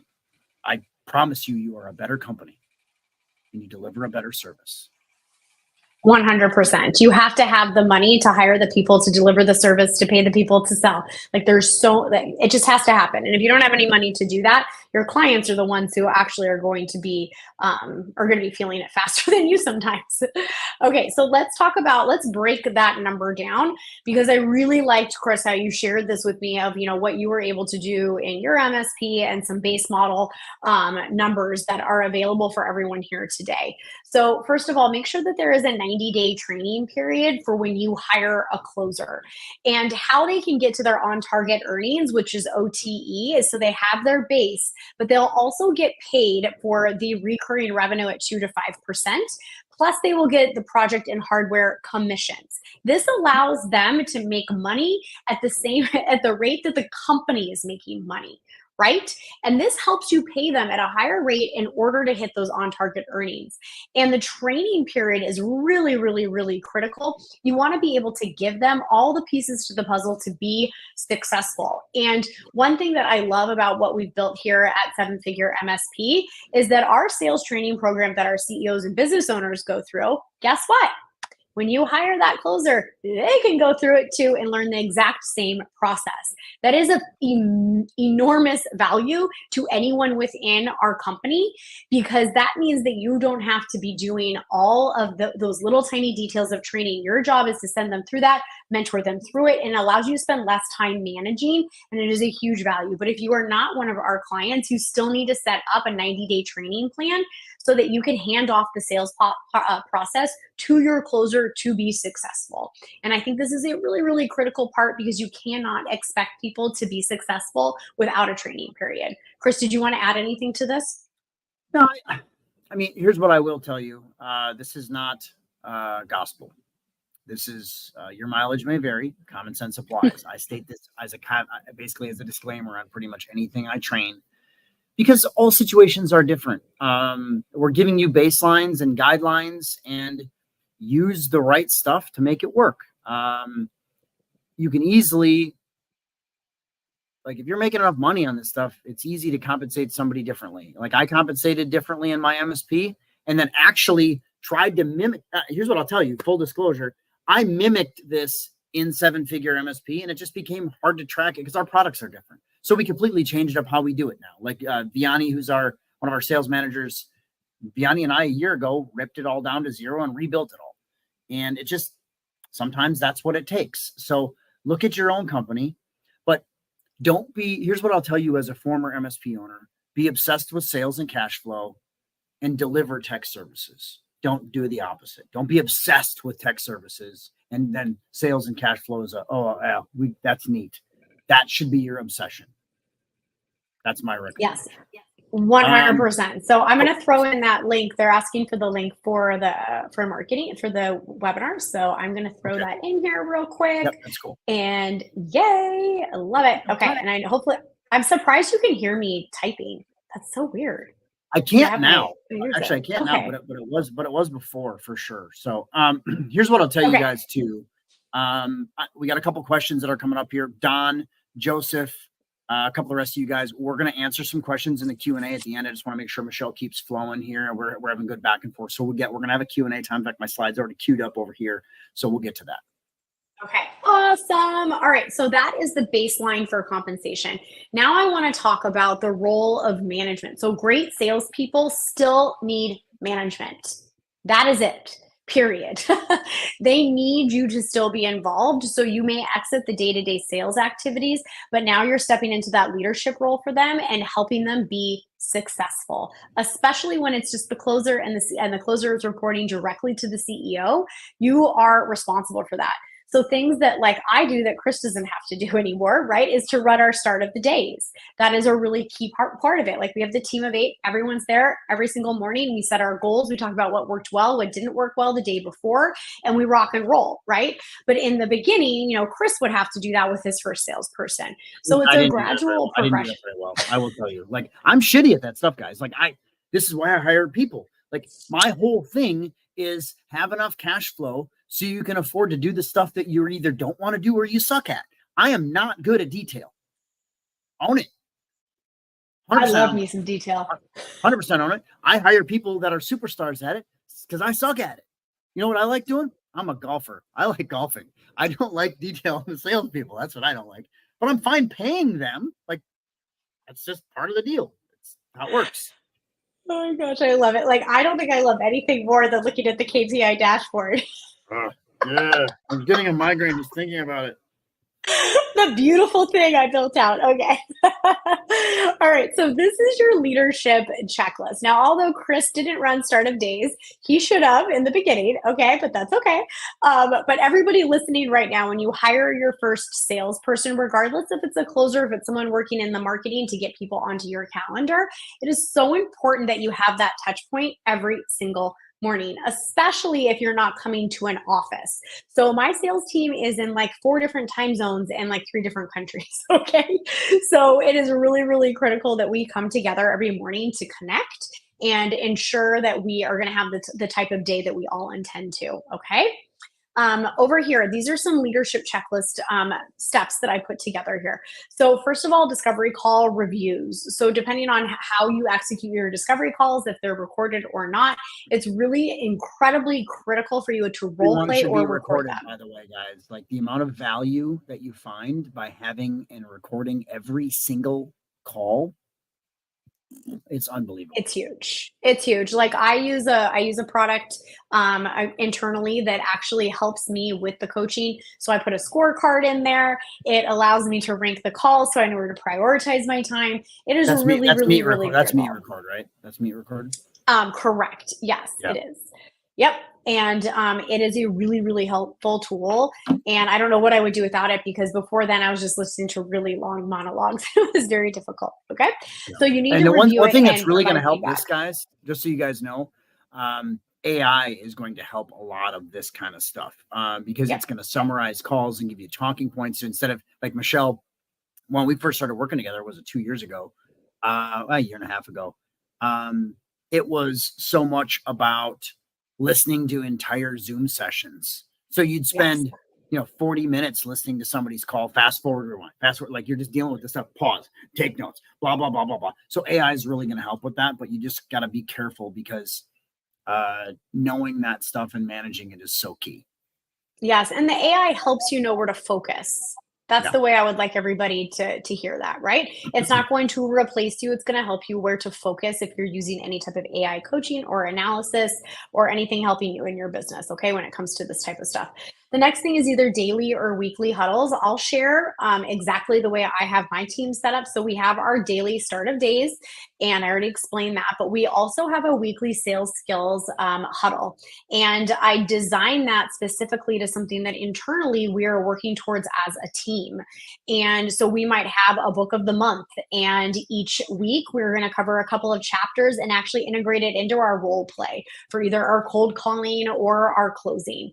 It's really, really critical. We're always improving our sales skills. And one thing about salespeople is they are lifelong learners. The right people want to always be learning. So if you can feed that energy and they're progressively getting better, 1, 2, 3%, then that is something that encourages them to not only perform better for you, but to want to stay. So this is a really, really critical piece of the puzzle. And you need to share numbers. Like you need to have a way to track, okay? And that's a really, really big piece of the puzzle, which I'll go into here in just one moment. The next thing is role play. Like role play is so key. So I want to explain to you what role play is. So for us, we have multiple different scripts and syntaxes that we use in different scenarios so we can guide our conversation. So I will, our closer, Jose, I'll be like, okay, let's take this portion of the syntax and let's role play it. So either I'll be the salesperson or he will be. We'll build a persona and we go back and forth and I'll provide feedback for him. He's a great, great salesperson. But you can never be perfect at sales. That is impossible. So what we can do is just make them a little bit better each and every time. And that becomes a really powerful thing, not only for our organization, but for his personal development, which is a huge attraction to a company. Okay. So role playing is really, really important. And listen, this is the thing, because you've built that proven process, like we talked about inside your business, you know how it goes. So you are able to role play. You are able to review calls. You are able to host huddles because you did it yourself already and you proved it worked. So you do not need to be like me in order to be effective at this. And I want you to really, really hear that and understand it. Okay. The next thing here is deal review. Pipe is life. Okay. So what I love to do, and pipe means pipeline. Okay. So one thing I love to do is say, hey, who's somebody in the pipeline that hasn't moved in a while? So what does that mean? It means someone is stuck. Someone is stuck at one part of our journey. Like, for example, maybe they're stuck after you've delivered the cybersecurity report, right? And they're stuck and they haven't moved. Like, why? Why haven't they moved? So you get together with your salesperson and you workshop it. You research the company a little bit. You review the calls. You decide how you're going to move them forward, right? But I'm the worst at managing. I feel like a sales manager for sales rep. No, Alberto, I'm going to tell you right now, if you can sell for your own business, you can support this person. This is a mindset shift, right? Perhaps it's a goal for you to then eventually not have to manage, right? But I want to ask you a really direct question, okay? And there is no right or wrong answer here. Alberto, would you like to stay in the sales seat for the rest of your life, or would you like to have a proven process that is easy for a salesperson to adapt and you learn a few new skill sets that are listed here? Well, and understand, for most MSPs, and I get it, guys, this is really, really uncomfortable for you. This is like fish out of water, so uncomfortable. You're like, I can't do that. This is where you have to reframe your brain to, I am going to be an MSP leader versus an MSP tech guy. And this is, I promise you, if you want to stay in that tech role, that's fine, but you better have enough cash flow to hire a CEO. You better have enough cash flow to hire a CRO. You better have enough cash flow to hire a sales manager, like all these things. So if you want to stay in that tech role, somebody's got to do those things. But what most MSPs do is they're like, oh, I just like doing tech, so I'm just going to neglect this whole side of the company. And then it's growth by accident. So there's no maturation. There's no growth. It's like this stagnant thing that just casually kind of just happens. And okay, I got a company, but then all of a sudden you're 50 years old or 60 years old. And you're like, oh shit, I just built myself a job and I have something that nobody wants to buy now. Alberto, thank you for making me feel good. He just told me I was right. That felt good. I've never told her that, guys. So that's a win. You know what? I would also, Alberto, I want you to maybe remember a time in your life where you didn't have the current skill sets or you didn't think you could do something and you proved yourself wrong. I am willing to bet, because you're on this webinar, you own a business, there's been a few times you've had to do things that were hugely out of your comfortable level, right? And I argue to say unqualified for. But how did you overcome that? And how did you all of a sudden become great at what you're doing? This is a huge part of the puzzle. So I want you to remember, if you could just take a memory of something that you accomplished in your life, personally or professionally, that you were totally unqualified for, didn't know how to do it, but you did it. Because I guarantee you've had that experience, because that's the type of people who show up for these sessions. That's the type of people that build businesses. Yeah. Okay. And one thing, Michelle, I'm talking about this during my keynote tomorrow. If you guys joined us late, Michelle and I are both on webinar. We're actually she's directly one floor below me. We're in the same hotel in Indianapolis because we're here for our live event. But my keynote tomorrow afternoon is all about the mindset of growing your business and scaling to hire a salesperson.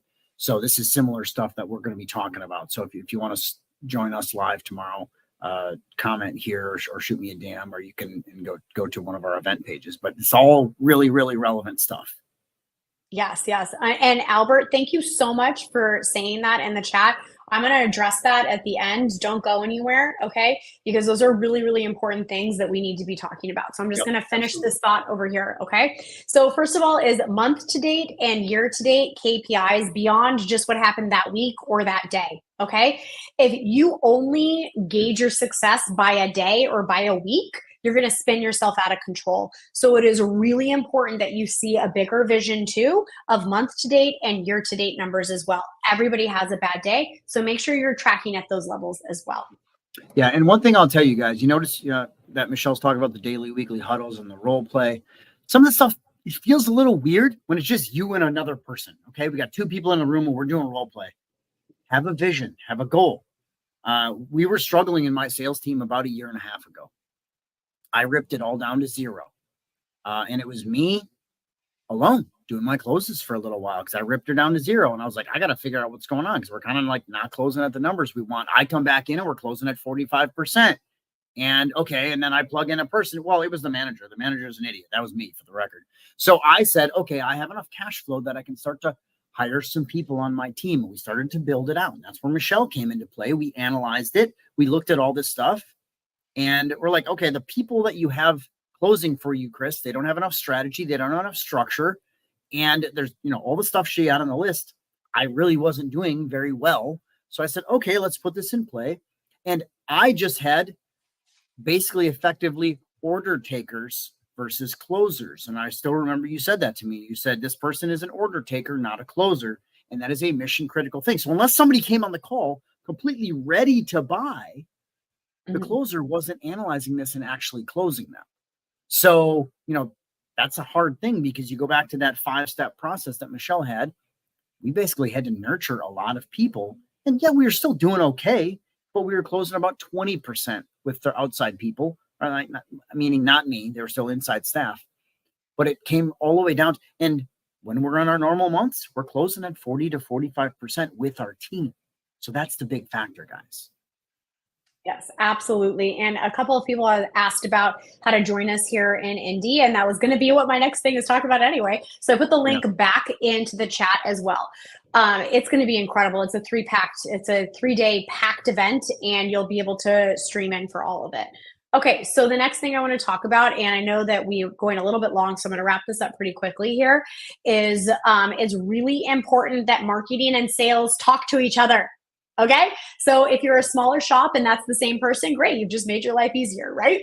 But as you grow and you have someone in marketing and someone in sales, and then you're the CEO and you have somebody in fulfillment, get everybody together for the love of God, okay? Because this is the number one thing that happens is if the departments are not talking to each other, then it becomes really difficult to optimize and to increase sales. Okay. And as you progress, your job as the CEO, if you're not the one actually doing the sales anymore, eliminate the obstacles your salespeople are coming across. That becomes your job. So if there is a sticking point, go fix it. All right.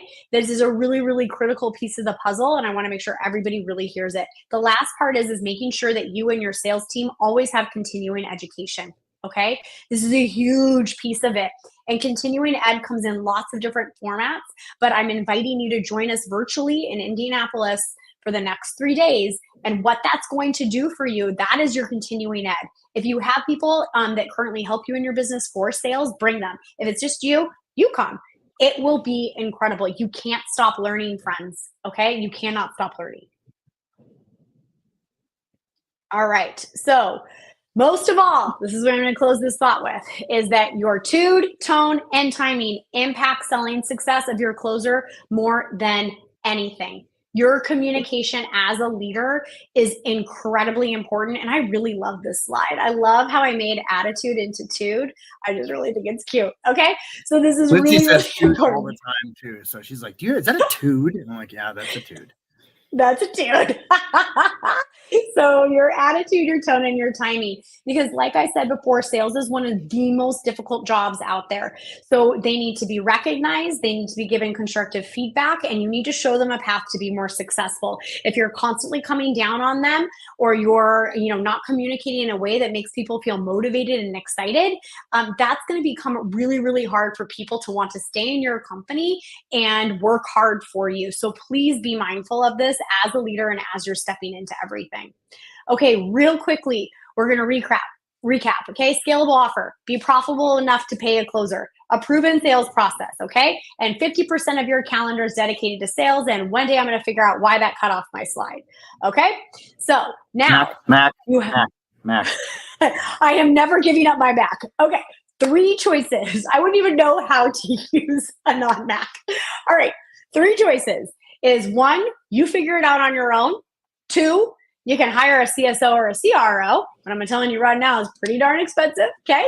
Or 3, you find a plug and play proven process to put into your business so that you can take the first step towards being able to be able to hire that salesperson. Okay, this is your 3 choices, and you get to pick. And there is no right or wrong answer, but I do have a couple of opinions on it. Okay, so as we close that up right now, we're going to walk into the Q&A time, and I'm really excited for this. I love questions. Chris, do you have an order of operations that you like at this point, or should we just start bringing up some of the questions? Yeah, no, it's just, so first of all, if anybody's got a question live with us on the webinar side, post in the chat. We'll bring it up. I got a couple that we're going to come back to here really quick that I brought up here. Got one from Don that I want to bring up here. So my company only does cybersecurity. I found it difficult to explain to my potential customers the need for some of my services. How should I tweak this process for an MSSP? So Michelle, MSSP means managed security service provider, just so you know. So it's a little bit different than an MSP, but they're basically the co-managed version that we sell, that we recommend MSPs do. Here's what I would tell you, Don. It doesn't change much because every single situation should still start with the CSRA as far as I'm concerned. If you're going to work with a client, I know that they're going to come into you wanting very specific processes. Again, your mileage may vary. If you're going into a company that, let's just say, has CrowdStrike or something like this, and they're looking for a replacement or they're looking for a replacement vendor, I think you just got to be careful because those bigger companies, they already know the product and they're very commoditized and they're only wanting to buy products. So you got to kind of look at the system and the solution and what you could potentially offer to them. My suggestion would be all roads start with a CSRA, FTA leads to a CSRA. And then you recommend what they should have. Should they have a fully managed SOC with an EDR and a SOC and a SIM and all those things? They probably should, more than likely, right? So the client is going to probably coming in and saying, I just want this one EDR. That's all I want, because that's what we've always had. What should they have? And some of this comes down to the sales process, but I'm not a super overly intelligent guy. So for me, I want to keep stuff as simple as possible. And in my world, simple means what should they have? That's my recommendation on that. Let's just see if Don had any. I know we had a comment here. Nope. Okay. So Don, if you got any comments on that, feel free to comment here in the chat. I'll grab it. Got a couple other things here that I'm going to bring up. Next one. I also want to say this. Don said he was surprised at the compensation for the salesperson. I think most smaller MSPs think that's way too much money, for the record. I'm going to tell you guys, I was hiring my salesperson. His base was 50 to 60K in 2008 in Milwaukee. So you can totally do this. Next question from Joseph. May I ask, are there any specific red flags or warning signs to watch out for during the hiring process? Now, I'm going to let Michelle talk on this. One thing that I will say is if they are interviewing with you and they talk more than they listen, they're probably not a good fit. That's my recommendation. That's specifically for me. The best closers are listeners. That's my recommendation. Michelle, I want your feedback too. Yeah, I love that one. That is a great one. I have a saying, instead of always be closing, my saying is always be curious, because those are the people that will close. And so it's my little spin on the ABCs of selling. But beyond that, another red flag is when you ask a question, which you should ask this question, okay, everybody? Tell me about a time that you struggled to hit your quota and what you did in order to make the situation right or to achieve your quota, okay? The red flag with that is if they immediately go to blaming the company instead of taking responsibility themselves to hit quota. Okay, that is a really, really big piece of the puzzle. So if they start and they say, well, the company changed my comp plan, changed my territory, and then I got all of these leads taken away from me, and I was just had the rug pulled out from underneath me, and that's how they start, that is a red flag. Okay. That means that it's someone who cannot take radical responsibility in their role in order to be successful. Now, sometimes is it the company's fault? Heck yes, right? Of course it is. That happens. However, what you want to hear in the interview is someone who's more concerned with sharing their story of how they overcame adversity and challenges and what they did themselves in order to be successful. Okay. So that is a really, really big, giant red flag. So be careful with that because that happens a lot in the sales world. Comp plans get changed, territory change. I mean, I remember in big Fortune 500 sales, we would all be there at Christmas with our families being like, are we getting our comp plan for the next year? Like, what's changing? Like, so frustrated, right? So that does happen, especially in big businesses. However, what's important is that they are attuned enough to that the fact that know that they're in an interview to know they shouldn't really be talking about that. They should be sharing their grit, resilience, and ability to overcome. So that is one of my biggest things that I can share that I think will help you really actually interview anyone, but specifically with sales. And so that's one that I would like to share. I could probably share a couple of more, but based on time, Chris, do you want me to stop there or keep going? No. We can. Well, I think that's good on that one. Okay. I'm not so worried about time as I want to make sure we have good answers for everybody. So, okay, a couple other things going on. I think those are really good baseline talking points. Here's the other last thing I'll tell you on the red flags. If it doesn't feel right, don't force it. Yeah. Because if you're sitting down and you just yeah, like it doesn't feel great. It's okay. There's always more prospects, guys. There's always more people to hire. And also don't race into this. Have a process. You better have, it should be at least three-step interview. Like 3 actual steps, 3 separate interviews is what I'd recommend. Now, obviously you don't want to string it out over months, but respond to this whole thing. Don't react. We could talk about it forever. So yes, okay. Forever. There is so many things. Yeah, so true. Okay, got just a couple comments here. Albert said, I need help with the sales process and how to get cash to hire the people Chris is talking about. I'm going to go over that here in a minute here because we do have our 0 to 10K offer, which is more of a little mini course that you can go through if you're under 10K. We also have our elite coaching program, which I'm going to talk about in a minute. And then Albert said, I'm stuck in the small client area, always paying catch up. Part of the problem with that is you're probably not charging enough. I will tell you the average MSP comes into this discussion averaging around $68 a seat. Take your MRR, your contracted MRR, you know, whatever your monthly regular revenue is, whether it's contracted or not, divide it by how many seats you manage. That's roughly the number you're looking at. The average we see coming in is $68. Our recommendation, let's go back to all those seats and sell them at 300. That's our recommendation. We have a process for that and a system for that. We manage it. We call it running the play. I'm going to walk you through what our program is on that. But overall, you're probably not charging enough. So you're literally, you look at that scenario, I'm stuck in, you're going after nickel-dimey clients. You can't afford anything and you're playing catch up with bills because it's like this vicious MSP cycle. I call it the MSP wheel of death. So I get it. I've been there. That's why I made the changes I made and where 7-figure MSP came from after I sold. So all stuff. Chris said, I'm at the same point, Albert. So Chris, same thing to you. One question from Andre. Can we have access to the slide deck? We're going to give you access to the replay. I'm not going to give you access to the slide deck because it's a lot of proprietary stuff, but you can go back and have the replay, which everybody that's registered for today, Andre, you are on the webinar with us. You're going to get the replay.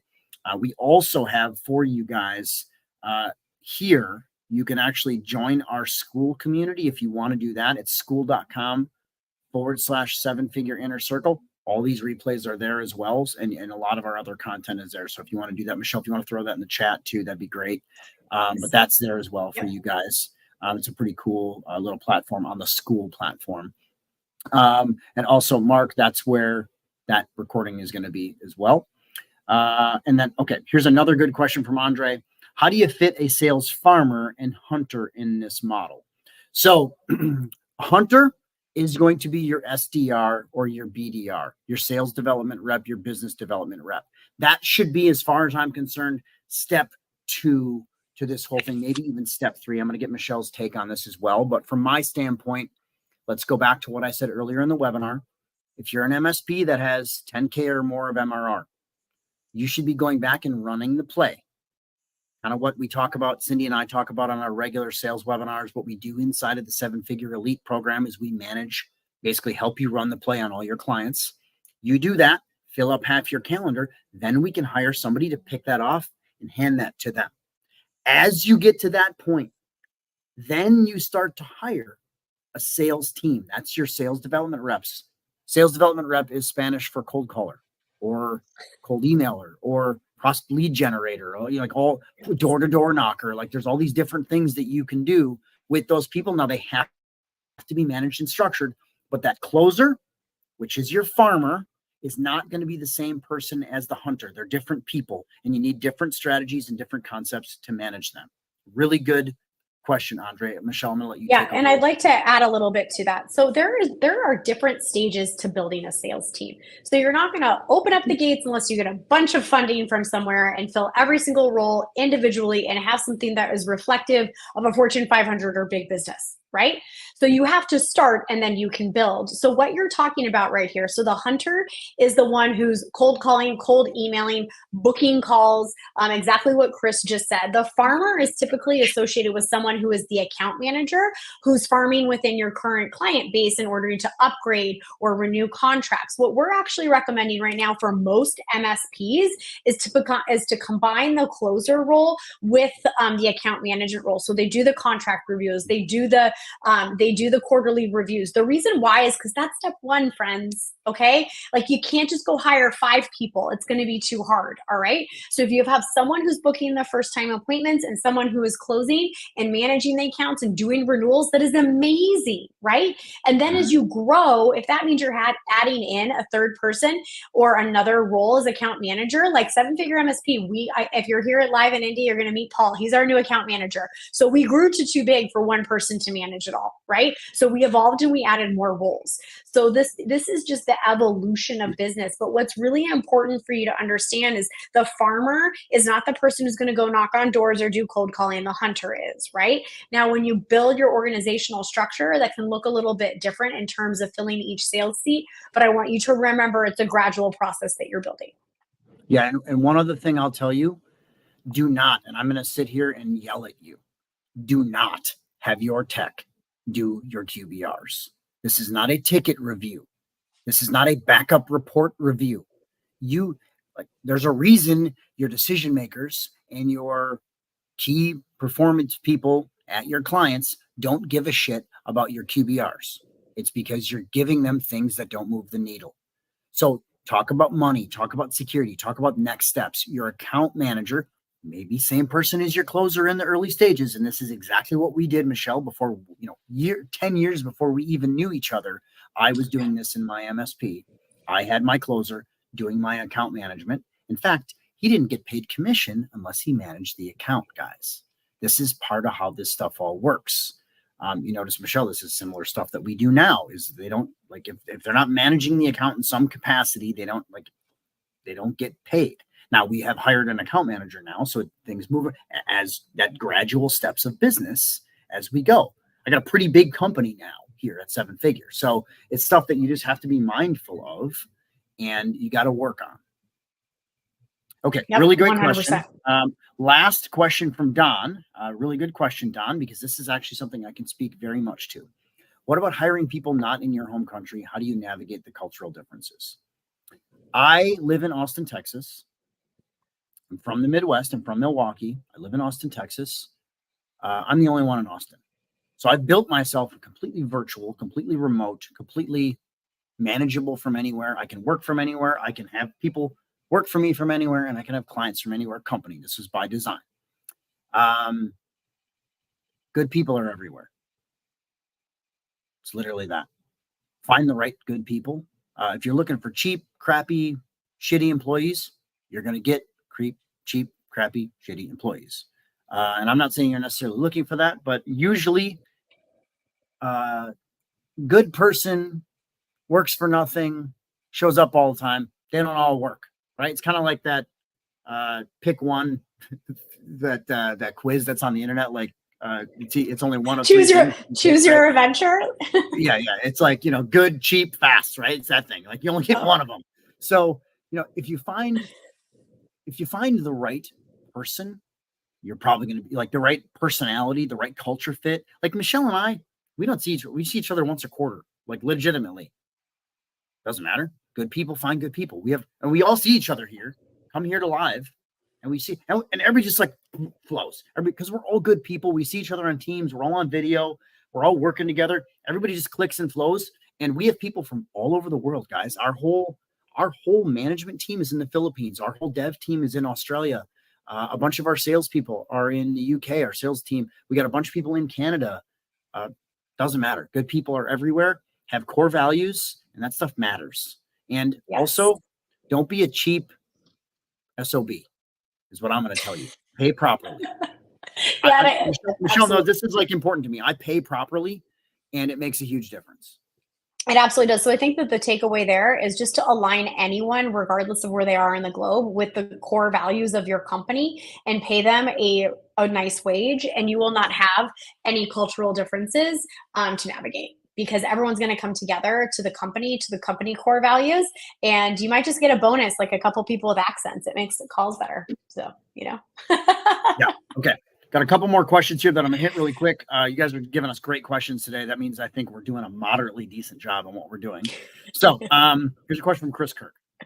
And Chris, I really appreciate you being so transparent, by the way. Congratulations on starting your company. I love it. I don't care how big or small you are. This is a good thing.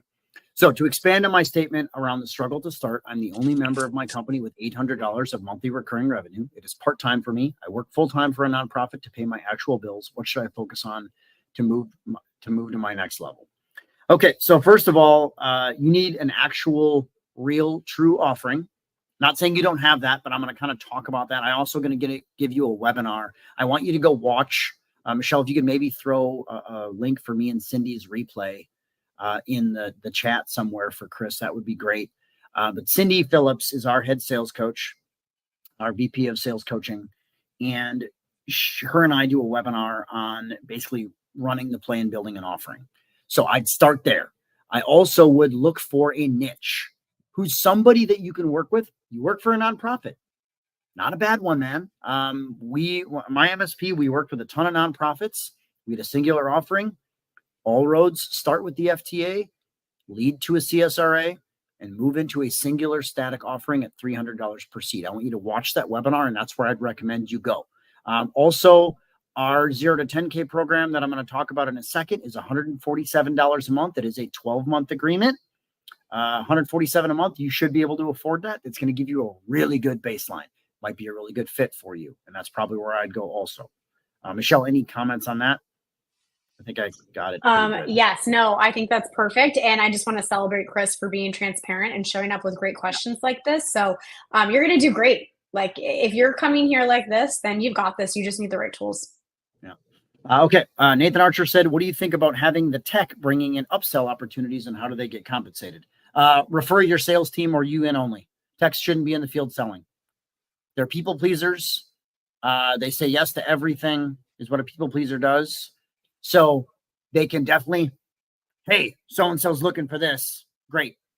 Don't touch them. I got it. Compensate them. You can give them a small percentage. You can give them a flat rate. I like flat rate bonuses. It works really well, and people like cash. So that probably would work pretty well. But there's more than one way to figure stuff out. But I would not let them sell in the field. That's my recommendation. Correct. Yeah, let them identify the opportunity, clearly communicate it to you or your sales team, and let that person take over. That is the key part of it, and you can absolutely compensate them, and I like the flat rate. Yep. I think I like the flat rate too. I think it's simple. It's definitely similar to a referral program. If you have that, like for example, if one of our members refers another MSP into our elite program, they get $1,000. Yep. Simple, easy, right? Boom. They like cash. Nobody bitches about that. I've never had anybody be like, "Oh, stop giving me $1,000 because you're a jerk." Like nobody complains about that. And I give them I'm like literally send me a Venmo request, cash out the door. I don't have Venmo. Okay, send me a Zelle request. I don't have that. Send me PayPal request. I don't care. Here's your money. Send me something.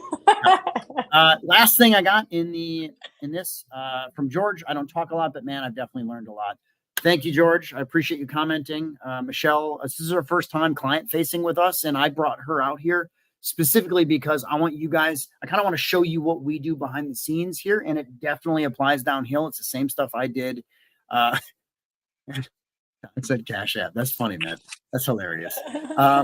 I think only OnlyFans girls do Cash App, but I could be wrong on that, Don. So whatever. Oh my goodness. Yeah, that's it. Okay, I'm going to take my banner down here. All right, I'm going to move on with my slides here. If you guys got any other comments, feel free to hit it. I got a couple other things for you guys today, and then we're going to do our prizes as well. So let me just get my slides back up here. I lost my screen. There we go. Okay. I'm going to talk a little bit about our 7-figure MSP Inner Circle program. I got 2 different things I'm going to talk about today. First thing I want to talk about is a great example of what a small MSP has done in our program. Here's a great example from Brian Wooster. Brian Wooster is a 3-person MSP in Bakersfield, California. He went back into his existing, when we say the nose, that's, I talked about earlier in the webcast about how we have our existing client, our new members go back to their existing client base. So that's what Brian's talking about. I found, and basically the first no is we want you to identify your first 3 clients that will say no to anything you ask. They were an hourly client, 16 computers signed to a 3-year deal, $2,000 onboarding and $3,500 a month. I want you to do some math on that one. I'm going to pull out my my trusty calculator here. I got my phone in my hand. So we're going to say 3,500 divided by 16. Even at, wasn't at 300 a seat, but it was 218.75 for an existing client that was an hourly client. So he turned them into a 3-year deal, recurring revenue. That's the stuff that matters. And Brian joined our elite program last August. First closed deal was in 20 days, 21 days. 5 presentations in 4 weeks, 4 contracts signed, and a grand total of 7,800 new MRR in his first 30 days in the program. Now that's a little bit outrageous, and he did a great job. I don't say outrageous is probably the wrong term, but it's not normal. Usually takes 30, 60, 90 days for some of these guys to do that.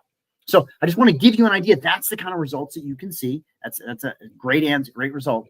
There was another question about our 0 to 10K program. Here's where some offerings are on that. It's 0 to 10K.com. It is a phenomenal program, but this is a course. If you are below 10K, this is where you should go. And then your goal is to work with our community. We have a monthly coaching call, but it is a course, meaning you go in that. There's chat support and some other stuff, but you get no live coaching other than a once-a-month coaching call. If you're above $10,000 a month, you should not be here. And it is not something you should be buying. In fact, we probably will kick you out and refund your money if you try and sign up for it. I will tell you that because you should be in our elite program, which is the next thing I'm going to talk about. That is our elite coaching program. It's our complete sales and marketing program to build that sales process for you, which includes sales and marketing coaching. That starts with our Double Your MRR sales coaching system. That's with Chris, Cindy Phillips, and Ryan O'Hara. Ryan's our VP of Member Services. That includes our complete sales onboarding process live. We do every single week. Onboarding on Mondays. You heard me talk about that earlier. That's with Chris on Mondays. Tuesday, Wednesday, Thursday are with Cindy Phillips. And we also have on top of that our weekly sales open office hours. So every week, 4 calls that are onboarding and 3 calls that are open office hours. You'll never work a sales deal alone again. That's our concept around here and our goal for this.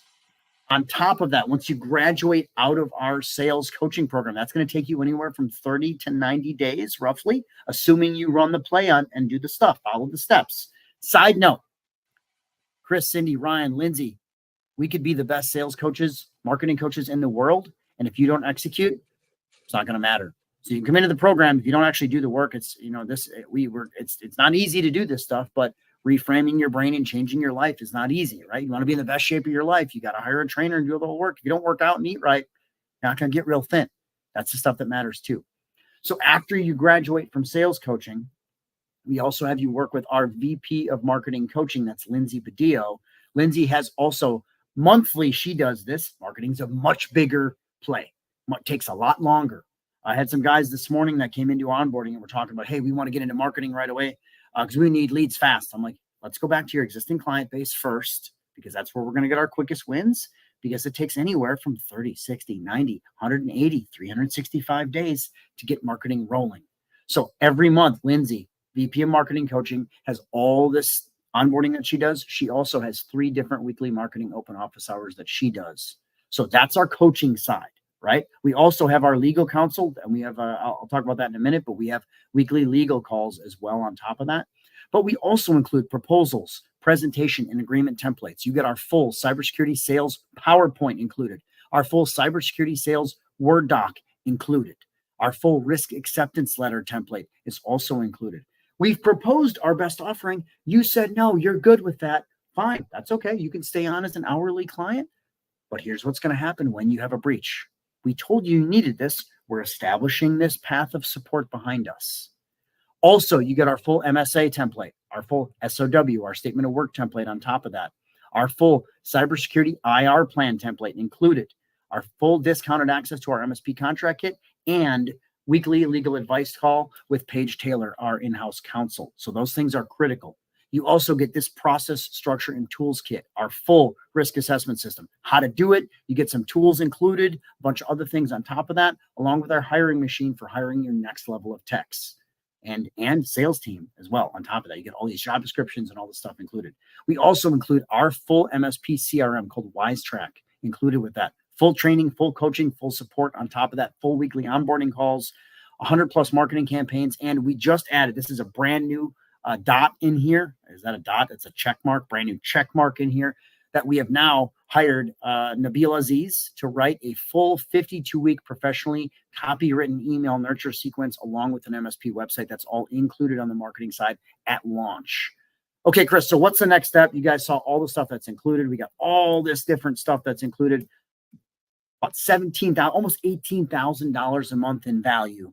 My special offer for you today, obviously 0 to 10K is there at $147 a month on a 12-month deal. If you're under 10K, you can take a look at that 0 to 10K.com, ZEROTO10K.com. Also, on top of that, with Elite, 12 months of our Elite coaching program for only $2,000 a month. But actually, you're with me live right now. So I have a little bit of a fast action bonus for you guys. If you decide to book with us, you can scan that QR code in the bottom. If you're watching live with us right now on the webcast or any of our streamings, you can scan that code and do that live. I will take off $250 per month. You can also do this if you're watching the replay and book that code anytime you want. It's also how you get your $50 gift card. If you book your call and complete your call, now keep in mind, you got to complete your call, you'll get a $50 Amazon or tremendous.com gift card as well. But you got to book a call. And if you do that right now, and we're literally live, it's 6 p.m. Eastern time here in the States on May 6th, 2024. If you book your call in the next 90 minutes, you will count towards this fast action bonus. So you got to book your call right now. All that Elite included and stuff. Again, last chance, $18,000. Here's how you can book your call. That's the QR code on the right. Oh, but Chris has got some guarantees for you guys. Chris, I don't know if this program will work. I'm nervous. I think it's a scam. Michelle is a liar. Chris is an idiot. That last part is true, for the record. I am an idiot. Is there a guarantee? I got a couple of guarantees for you guys. First guarantee, I believe so much in what I sell. Michelle believes so much in what we sell that she's like, I'm going to come join this company because it's pretty damn cool. Just because I believe so much in what we sell and how great our program is. I have a 90-day money back guarantee. Now, keyword with this caveat on this is you have to actually do the work. So if you come into the program, follow the steps, which we have a pretty specific onboarding process. We have a very specific plan that you have to follow, which means going back to your clients, booking a meeting with them, running a CSRA, following through on that, running the play top to bottom. If you think you're going to see no ROI, it's not worth it, it's not going to work in my market, keep in mind, I have never given this out. There's been people that don't succeed, but it's as soon as they're like, oh, I guess I didn't do anything, and they don't want it. I'll refund your money, no questions asked. That's guarantee number one. So much so that I've added a second guarantee. Continuing in how much I believe so much in this program, if you participate in the work, do all the stuff, and you still want to stay in the program, but hey, I didn't make at least my investment back, so that $2,000 a month or that $1,750 a month that we talked about, I'll write you a check for that amount. Also, never been requested. Because here's what I'm going to tell you. If you come into this program and do the work, you will succeed. It's that simple. So here's how you can book your strategy call. Hit that QR code. Also, there's the URL in the chat. Michelle, if you want to throw that in the chat, you're welcome to. That's kind of the deal, guys. Michelle, you got anything you want to add on there? Yeah, I think that it's really important that we talk about, I think, the elephant in the room for a lot of people. US election year, inflation, we have interest rates going up. Like there's a lot of that type of pressure out there. But I want to tell everyone right now, I just looked at our report. Remember, I'm the KPI person. Remember, I love numbers over here, right? Our clients reported 40% more in new sales April of 2024 versus April of 2023. Holy my goodness gracious, right? Yeah. A 40% increase. Some insane stuff come out of May already, which is awesome. Yeah, so I have the final numbers for April, which is why I'm reporting April. But yes, May is rocking and rolling as well. But I want you to know that there are people being very successful right now that are growing and scaling regardless of what is happening. And you either get to get in it with us in one of the two programs and be part of that story, or you may have an alternate story. And I think it's really important that if you don't end up working with us, you at least get some type of support because people are having success. And I want everyone here to have success as well. Yeah, I agree. Okay, so I'm going to leave that up right there for a second. Actually, the QR code is on this next screen as well if you want to still book with us if you're watching live. But I think it's time to do some prizes. So here's what we're going to do. I'm going to make Michelle pick 2 answers out of this, but we are going to take 2 minutes right now. I'm going to set my timer for 2 minutes. I feel so much pressure. Here's my 2-minute timer right there. Okay. I'm going to set this and I'm going to run this. What is the one thing that you learned in today's webinar that you're going to take and actually implement in your business or you find the most value on? And I'm going to start the timer right now. Here we go. 2 minutes. Michelle, I'm going to name some of these off as we go here. Awesome. You got to throw that in the chat for me. And the only way you can win this, guys, is if you are live with us on the webinar. We are live streaming around the world right now. And we're going to go through some of these. So here's one from George. I will do a client discovery risk assessment and present my full risk findings while ensuring not to talk tech. Again, I'll be watchful of my tone and timing. Man, that's a good answer, dude. Wow. Phenomenal job. Holy moly, George. I like that. Here's another one from Nancy. I'll highlight my pain points as this creates emotion and need. I'll do this whilst eliminating the price objection by highlighting and showing clients their needs. I love it. Albert said, raise my per seat amount. Had a guy on onboarding this morning, Albert, say, we put our price on our website. We went and took the 150 off and replaced it with 350. I'm like, I love that alone. I don't know if I'd put my price on my website, but I like that. Here's a question or a comment from Mason. I'll hire for the right reasons by checking qualifications instead of relationships. And I won't hire a closer thinking they'll also create my marketing machine. I like that too. Here's one from Emily. I will lead with the product as this will make me be always valued at a commodity level. I will also control the path of my support. My clients won't, period. I will not be a cheap SOB. Somebody was listening, Emily. Thank you for that. That's Chris words. That's Chris words right there. Here's another one from Don. 50% of calendar for sales. Narrow down to simple CSRA. And most importantly, run the play. I love it. Here's Chris Kirk. Raise my per seat amount and do a CSRA. I love that, Chris. We are down to 20 seconds. Here's one from Joseph. Michelle Terpstra, you have a gift of gab. Trust me, man, I can't get her to shut up. Oh, Joseph, you totally made my day. What stood out to me in this webinar is that I'm finally feeling at ease knowing that managing a sales team isn't complicated with the right process in place. I feel confident in a hiring plan that will help double my MRR while leveraging a sales team. There's my timer going off. I love that. Without sacrificing profit. Man, you guys got good stuff. Hey, there's my buddy, Jeff Brody. What's up, my friend? I've known Jeff Jeff and I were in networking stuff years ago. Jeff's watching on YouTube. I will meet with my SDR every single morning. I love that. Jeff, just be careful to not let that SDR be the one that's closing deals. You should be close. Jeff, you are a good enough closer. And Jeff, man, the last time he hung out with me, I think it was at one of our live events. The previous time we hung out, he was just coming, like could barely walk. And I think he had a hip replacement. So super happy to see you doing so well, my friend. It's good to see him again. Here's another comment from Mark, 50% of calendar for sales and run the play, especially on existing clients. And we're going to cut this off right now because here's our last couple. Michelle, I want you to pick one to do your $75 gift card, one to do the 100. And I'm going to read these last ones here. Peter said that. Louise said a lot of good ideas to apply. Jeff said, thanks, buddy. Yeah, that was 2020 February pre-COVID, man. That was in Phoenix, if I remember right, Jeff, right? So long time ago, and then seen him since then. So that's cool.